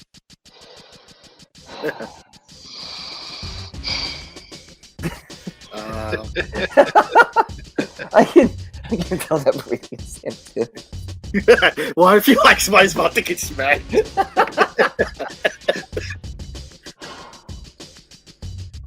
Anyway, I'm gonna keep making that joke because that's what it literally feels like, and I keep having to say, no offense to the show. The show, I'm willing to bet the show's gonna be great on its own, but all I keep thinking to myself is literally we have Jujutsu Kaisen at home. Where's the lie? But anyway, continue, Steve. Oh, that's all I have. Oh, well, Logan, did you see the first episode? So I didn't get to watch it because basically the same reason I'm 2 episodes behind on Licorice Recoil is I had to miss the block for some family stuff the last couple weeks, so I didn't get to see it. I did see the trailer. I will say, good job on the subtitles this time, Toonami. I had issues with way back when on the April Fool's block. Some of those subtitles were absolutely atrocious and should never have been broadcast that way because they looked like garbage. These are acceptable. I can live with them. Would I personally have improvements on them, at least based on the trailer? Yeah, but I can live with them. They're not bad. I was gonna say, I imagine you're in hardcore, like on the quality of the subtitles. Yeah, I mean, and then that's the thing is when I catch up, I do plan to watch both the dub and the sub just because I want to get a feel for it. I know who did the translation, both for the subtitled version and he assisted with the dub script as a result of being the translator on the project. So at least as far as the translation quality is concerned, I'm not expecting anything bad because, like I said, I know who did it at Sentai. So, which is interesting because that kind of tells you that like that stuff. We found out right before it aired that it was basically a Sentai dub, which is as I recall, with the exception of like the Coolie Coolie stuff, that's been kind of a recent thing for Toonami. They seem like they're working with Sentai, which isn't surprising because it's not like they can really work with Crunchyroll because they're Crunchyroll, they're bastards. Should we talk about the English dub? Because I have some thoughts on that. I kind of forgot it. I mean, go for it. Wait, Logan. Oh, sorry. Did Logan have anything else? Or? No, I mean I was just gonna say, like I'll watch the subtitled version and get a feel for how that went, and how it ends up looking. But at least, like I said, based on who I know who did the work on it, like I don't personally expect that I'm gonna have any like real concerns with that. I just wanted to say, Logan got even more spoiled than I did. I mean, here's the thing. He's in the show, though. They got his name. The thing is, like, with the way I work on subtitles for, like, my work stuff, like, I get spoiled on stuff, in shows that I work on. So, like, honestly, in a lot of cases, spoilers for stuff just don't bother me anymore unless it's something like, a movie I want to go see or whatever. Like, otherwise, it doesn't bug me anymore. It's just part of the job, basically. Even though this isn't the job, but you get what I mean. Yeah. All right, Sam, you were saying? The English dub is bad, or at least I don't like it. I generally think that the acting is very stiff in it, and the cast is fine. I just think voice direction could have been a lot better. So I'm probably just gonna stick with the subtitle release, which hey, there's an option. So I I say was just give it a little more time to see. I just want to say real quick, like, because I watched it again yesterday. Um, I agree at some points. The actor who plays his son, that one really got to me. Is like whoever he or she is, sounds so stilted and so like one note, and it's just like it's an Oni. I have an Oni mask. It was like, was it the Oni who was committing those murders? Like, that's what it was like. It's like, rest in peace, kid. But yeah, I mean, like the actor for Logan. I mean, he's the main character, so we'll see more. So I don't want to say too far. damn, Logan, how many roles do you have? I know. Which I still wonder if they're gonna if his name's still Hegon and Logan was just like a pseudonym or whatever. But anyway, I mean, like the ninja guy that murdered his family, like, and that's really about it because there weren't really like a lot of characters in this. I mean, like 2 of them died in the first episode, so. But yeah, I mean, I got nothing else. What about you, Sam? Can you repeat the question? Sorry. I was just saying, like, oh, that's all I have regarding the dub. What about you, Sam? I mean, I think I said everything I needed to. I just think the dub is very stilted.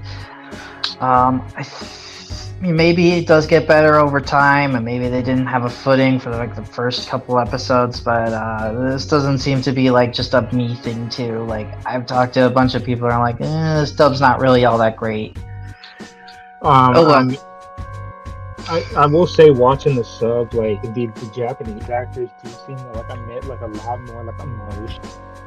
Like, especially the actor for Logan, who like literally like not even in the scenes where he's talking, but like it's just visibly frustrated when it comes to like the whole like scene at the morgue with like asking if they want to if he wants to see their bodies and all that, and yeah. But anyone have anything else to say on Ninja Kamui and the dub and sub? I hope the subtitled version ends up doing well, and they might consider bringing in, some more sub stuff, just because, that's more work for Logan. Well, I mean, it's not even stuff like that I would work on. Like, I don't even care about that. Like, it's just, it'll open up so many doors, and it goes back to that whole, once you get over that 1-inch barrier, like, you're gonna open up a whole new world, and it's, I would like to see them be able to expand out and grab more shows, because there's a lot out there that up until they were willing to try and do something with subs that just it limited how much Toonami could potentially expand. And the thing is, I feel like there's a lot of potential for fixing this problem of the block can't get enough shows if they start looking at doing subs. And yeah, fine, put it at 2 o'clock in the morning, like whatever. Like, those shows tend to be for the more hardcore, like, I'm up late, I'm gonna watch everything anyway. So throw them a bone, give them a new show. Like, if you can get it cheap, who cares if the ratings aren't setting things on fire? Like, it's late enough, and maybe it'll do well. All right. Well, I guess we should move to the last topic of the night, and oh boy. So what's funny about this was Jose, who helped with the IGPX remasters, literally tweeted like, "Oh, like it's continuing past episode 13. Like, we sent them all the episodes and everything." And I was even like telling you guys, I'm like, Well, I didn't think we needed confirmation, but yeah, IGPX is going to be going. And then what? It was this. Surprise! It was this week, wasn't it? Like a couple days ago at the time of this. Yeah, I think it was on like Thursday or something, or was it Thursday? Maybe it was Wednesday. I don't remember. Days blend together. Yeah, I don't remember when it was announced, but it definitely took me by surprise. I'm like, yeah, I'll get into it later. So, after this weekend, IGPX season 1 or part 1, I don't know. Is it season 1? Like, season 1 is. I mean, the episodes are numbered as if it's all just one big thing, but like functionally, it's treated as season 1 and 2 because they're actually. I think there was a break between them. I don't know how long it was, but yeah, they're functionally considered 2 separate seasons, even though like now we just release it all as the complete series and so forth. Yeah. So. So I feel like I'm kind of missing something here. So the short version is, obviously we announced the IGPX remaster back at our Discotheque stream in October. As a surprise, we found out that Toonami was going to air the first 2 episodes for the Daylight Savings block. Then, as a secondary surprise, after that, they brought the show back on the block weekly. Now, originally, at one point, I believe it had been pitched that it was just going to be a marathon, and then it turned into the running show run. The assumption up until a few days ago was that because all 26 episodes of the remaster had been turned into Cartoon Network, Adult Swim, whoever oversees it, the remaster's done. It's been turned in. It's ready to go for broadcast. The assumption was that they were just going to air all 26 episodes.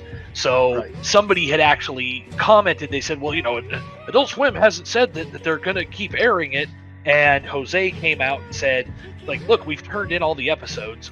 It doesn't make sense for them not to keep airing it because we've turned it in. Like, why would they want all 26 if they weren't going to run it? And obviously, that was an educated guess on Jose's part, but it was a reasonable guess. Right. Unfortunately, it aged very poorly because, like 2 days after he said that, they turn around and release a schedule, and it's not on the block anymore.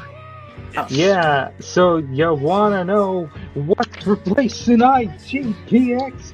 BBC Con. I was hoping for a bit of a joke, but yeah, Dragon Ball Z Kai. Well, isn't that a joke in and of itself? Yeah.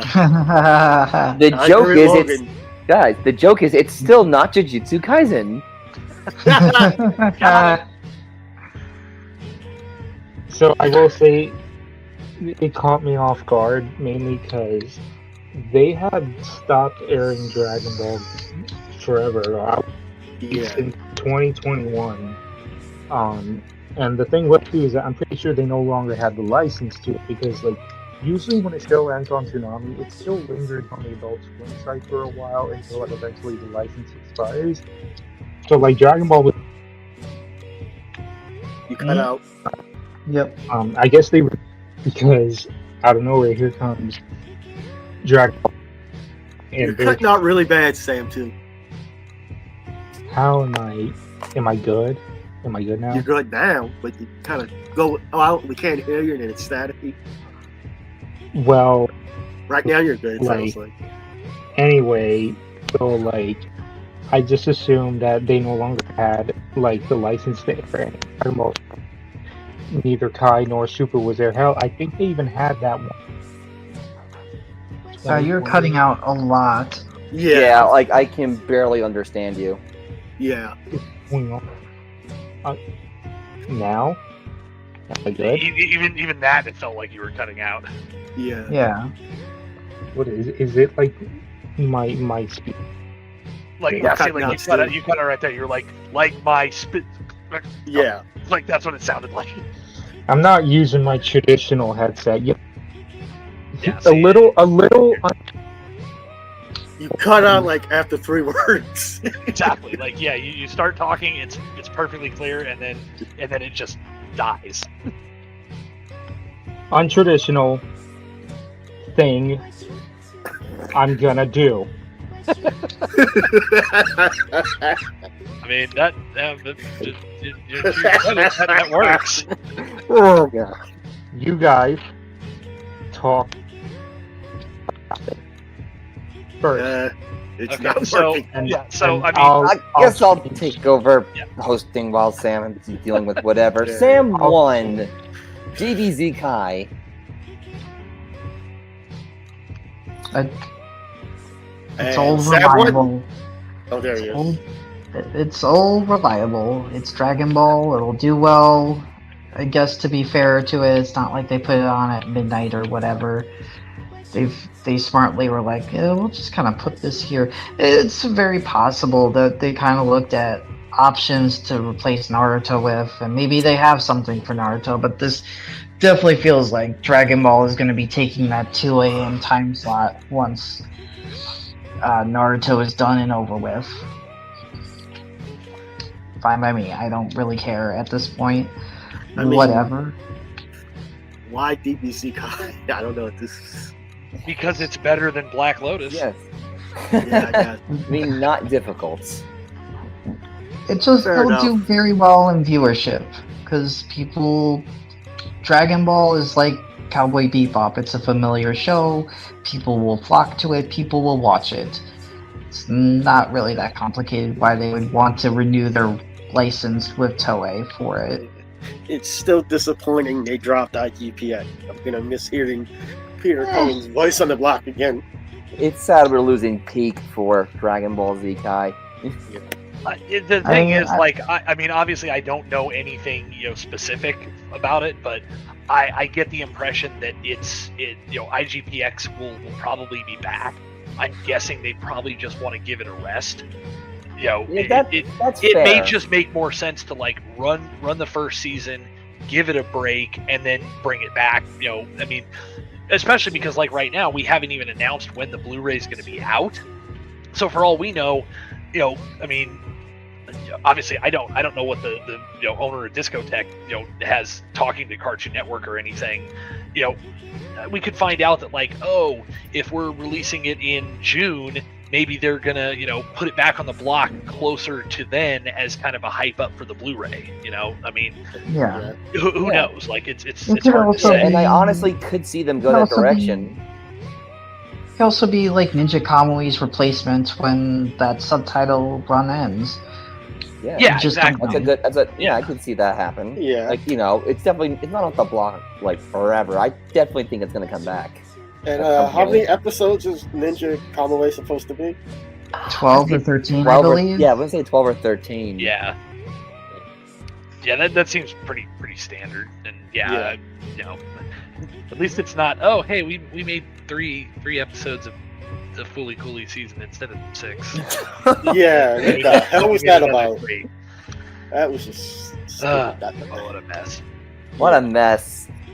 Yeah, but with Deep Dragon Ball Z Kai, it was inevitable. There are 3 guarantees in life: death, taxes, and Dragon Ball Z Kai airing on Toonami.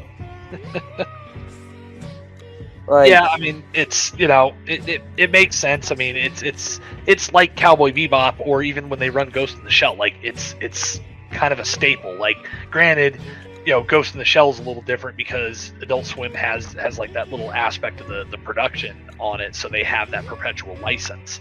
But I mean, how many times have they turned around and gone back and gotten Bebop back? Because it pulls numbers. Like they may not pull like the most amazing numbers, but they're reliable enough. So Yeah. yeah, it's, like I'm glad that and it's I'm also glad that it's not like the beginning of the block. For Yeah. say, it's more of like it's the 2:30 a.m. slot. We need something to fill in space. Dragon Ball Z Kai, perfect. yeah. I mean, I would admit that I mean, even though this is what 67 episodes or something like that, I was almost expecting that it would have been Kai final chapters. Even though with that length, I don't think it because I'm pretty sure the new Dragon Ball Daima, I think that's scheduled for this fall. Yeah, it If is. I recall. The Yeah, fall. so the thing is, like, unless they doubled up, on if this were the final chapters. If they doubled up on it, they could probably get through it before that hits the air, which might make sense just to get through that. Because if and again, correct me if I'm wrong, if I remember correctly, Daima is set after Kai, or after the Boo saga, but before Super. Oh, really? I didn't know that. I think so. Like, I'm not 100% sure, but I want to say that's what they said. But again, I could be mistaken. But if that is the case, that's I would have almost expected them to run final chapters just to kind of refresh. Like, hey, here's the last little bit of Z before where Daima takes place, and before Super. But I mean, and that's just it. Like, that would be assuming that Toei was pushing for it versus Toonami just going, fuck it, let's just get this back and just do it. Yeah, it's said to be after the defeat of Kid Buu and before the introduction of Beerus and Wings. Yeah, so it's definitely after, it falls in between the two. So yeah, that's the thing, is like I said, I could have seen them doing that, especially if they ran double episodes. It probably would have been a little tight, but I'm sure they could have figured out something. But if they had done that, I wouldn't have been surprised. But as far as we know, since they're billing it as just Kai, it seems like they're starting from episode 1. So there you go. Yeah. I really don't really have anything left to add to it. It's Dragon Ball Z Kai. We know what we're getting, and that's pretty much it. Any final thoughts on the topic? On Dragon Ball Z Kai coming to the block again? Replace it with Daima when that comes out, just because. Do it. I mean, that would be lovely. Like, hopefully we don't get a repeat of Super when it comes to that, because, how long did we wait before that finally started airing? Yeah. Sam 2 is back. Sam 2 has returned to the podcast. With the same headset. Nothing's changed, but yet I sound better. Changed. Yes, so welcome back, Sam 2. We were discussing Dragon Ball Z Kai. We wrapped up our thoughts on it coming back to the block. Pretty much the sentiment was, it's there. Pretty much. It was inevitable at this point. And we're happy if it is in the block, we're happy it's like the 2:30 a.m. slot. So Sam 2, your thoughts on Dragon Ball Z Kai inevitably returning back to Toonami? Wow. So I was gonna say, like, I am not the worst hater on this. I just found it really surprising, especially because, like I said, I thought they didn't have the rights anymore because it was no longer on the site, and this just kind of came out of nowhere. And I'm kind of annoyed that they're actually starting by episode 1, because this kind of makes me fear that we're gonna go through the entirety of like the 160 plus episodes that is like DBZ Kai, like in the final chapters. A lot of people have been speculating on why. Like, people think that it's when Naruto eventually ends, because it is going to end this year, that they need like another long runner to fill that spot, even though we have One Piece on there. Like, I think that alone does its job. They could always bring back Bort. Oh, dear Lord. Nobody wants Bort. I strongly feel that's going to happen. Oh, don't bring that energy. Please don't bring that energy. I personally believe, and this is a another Blade Runner Black Lotus over Bort. I personally believe, and this is like a tinfoil hat moment, that like, because when Toei announced like Daima, because here's the thing with a lot of anime reveals, like whenever these new shows or seasons get announced, is that they're mostly like Japan events. Japan's usually the first to hear about it, and then it comes overseas. There's a few exceptions of anime announcements happening here, mainly like when the collaborations like with the Toonami originals. But like, Toei revealed Daima officially at New York Comic Con, and then they had another panel about it, revealing more info at a event, Dragon Ball Battle Hour, Games Battle Hour, where they had like one of the designers there. They showed off like a new trailer, and it still says 2024. So I kind of feel like them bringing back Kai is to kind of like get us set up, because I feel like we're gonna have Daima dub premiere on Toonami, like when that eventually comes out. Well, Right. see, That was kind of a point that's Logan where actually you- brought up while you were Yeah, gone. he obviously Yeah. didn't hear that.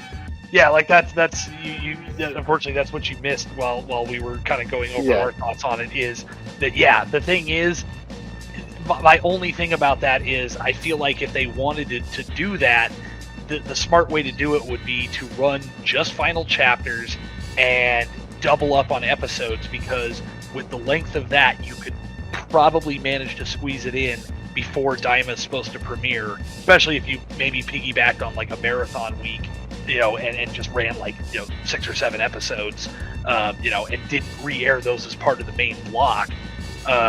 You could get close enough or surpass it enough, or reach the end that you get to that point. And since Josh would confirm that yes, the press release did say that Daima is set after Boo's defeat and before Super. What the it hell? makes sense. That's so weird. Like, I don't know. Like, I mean, we already talked about Diamond in another podcast, but yeah, that's what I feel is gonna happen. Is that this is essentially set up for Daima, eventually airing on the block. But even so, I'm not mad. Like, I honestly wasn't expecting it because I haven't had Dragon Ball in the mind for a while, like aside from Daima. But I'm just kind of like, I just kind of hope they don't run, it again for like another 3+ years. But I mean, like, I can understand the criticisms too, like, oh, Toonami falling back on over reliable. But you want to know why? You want to know why it's over reliable? Because it still works. Dragon Ball, it will sell.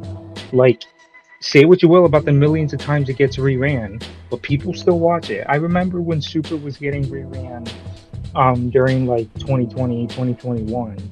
Like, I still saw people in my timeline who aren't like Toonami, fans, were like, "Yo, what's up, man? I'm tuning in to Dragon Ball, playing it," and you know what I mean. Like, it's all reliable for a reason. So like, this doesn't bother me.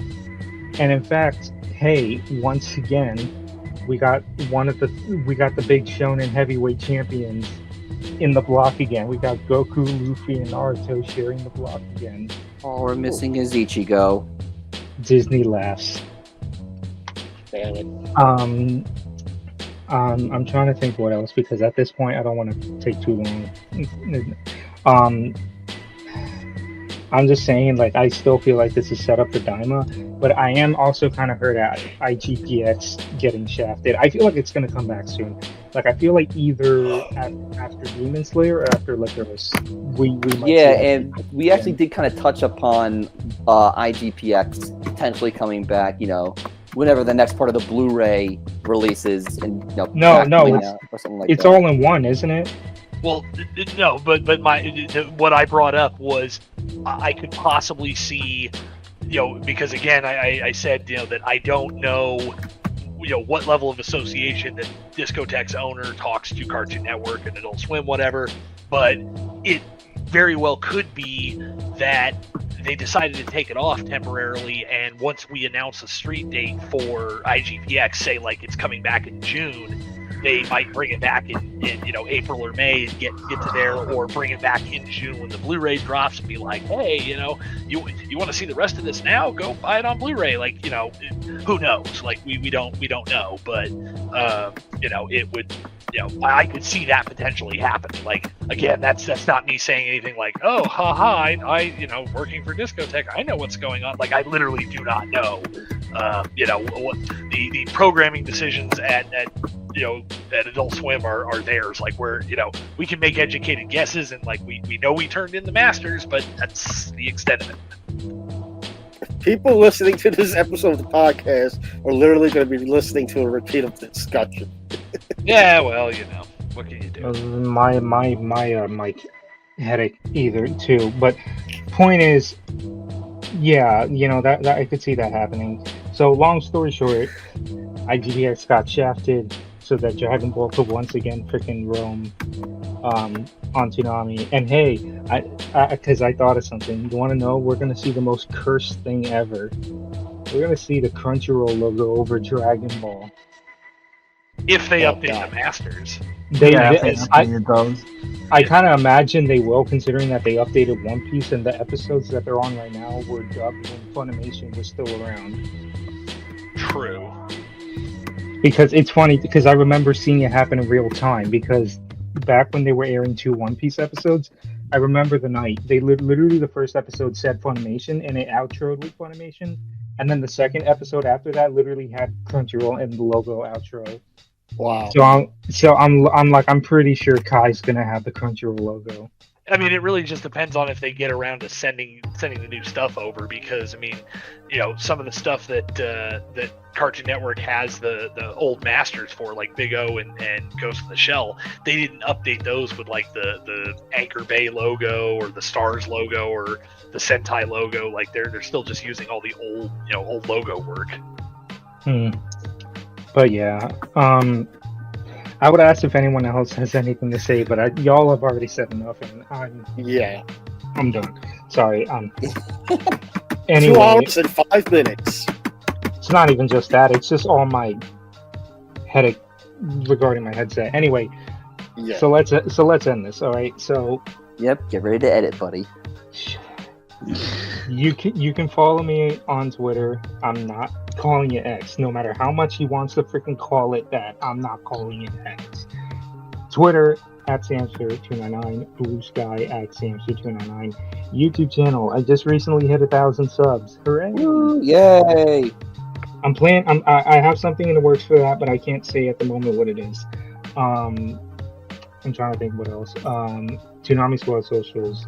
Follow us on Twitter, Toonami Squad, Facebook, Toonami Squad, TikTok, Toonami Squad, Blue Sky, Toonami Squad. Am I missing something? Website, YouTube channel, expired Redbubble. What? Threads. Did you say threads? Oh, Threads. There's like so Oh yeah, much stuff. I have.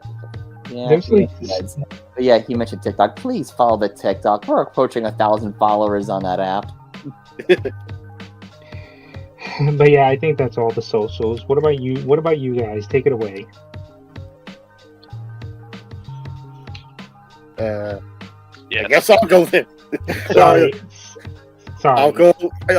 You can follow me on Twitter, Threads, Blue Sky, Mastodon, IG at JP_70056.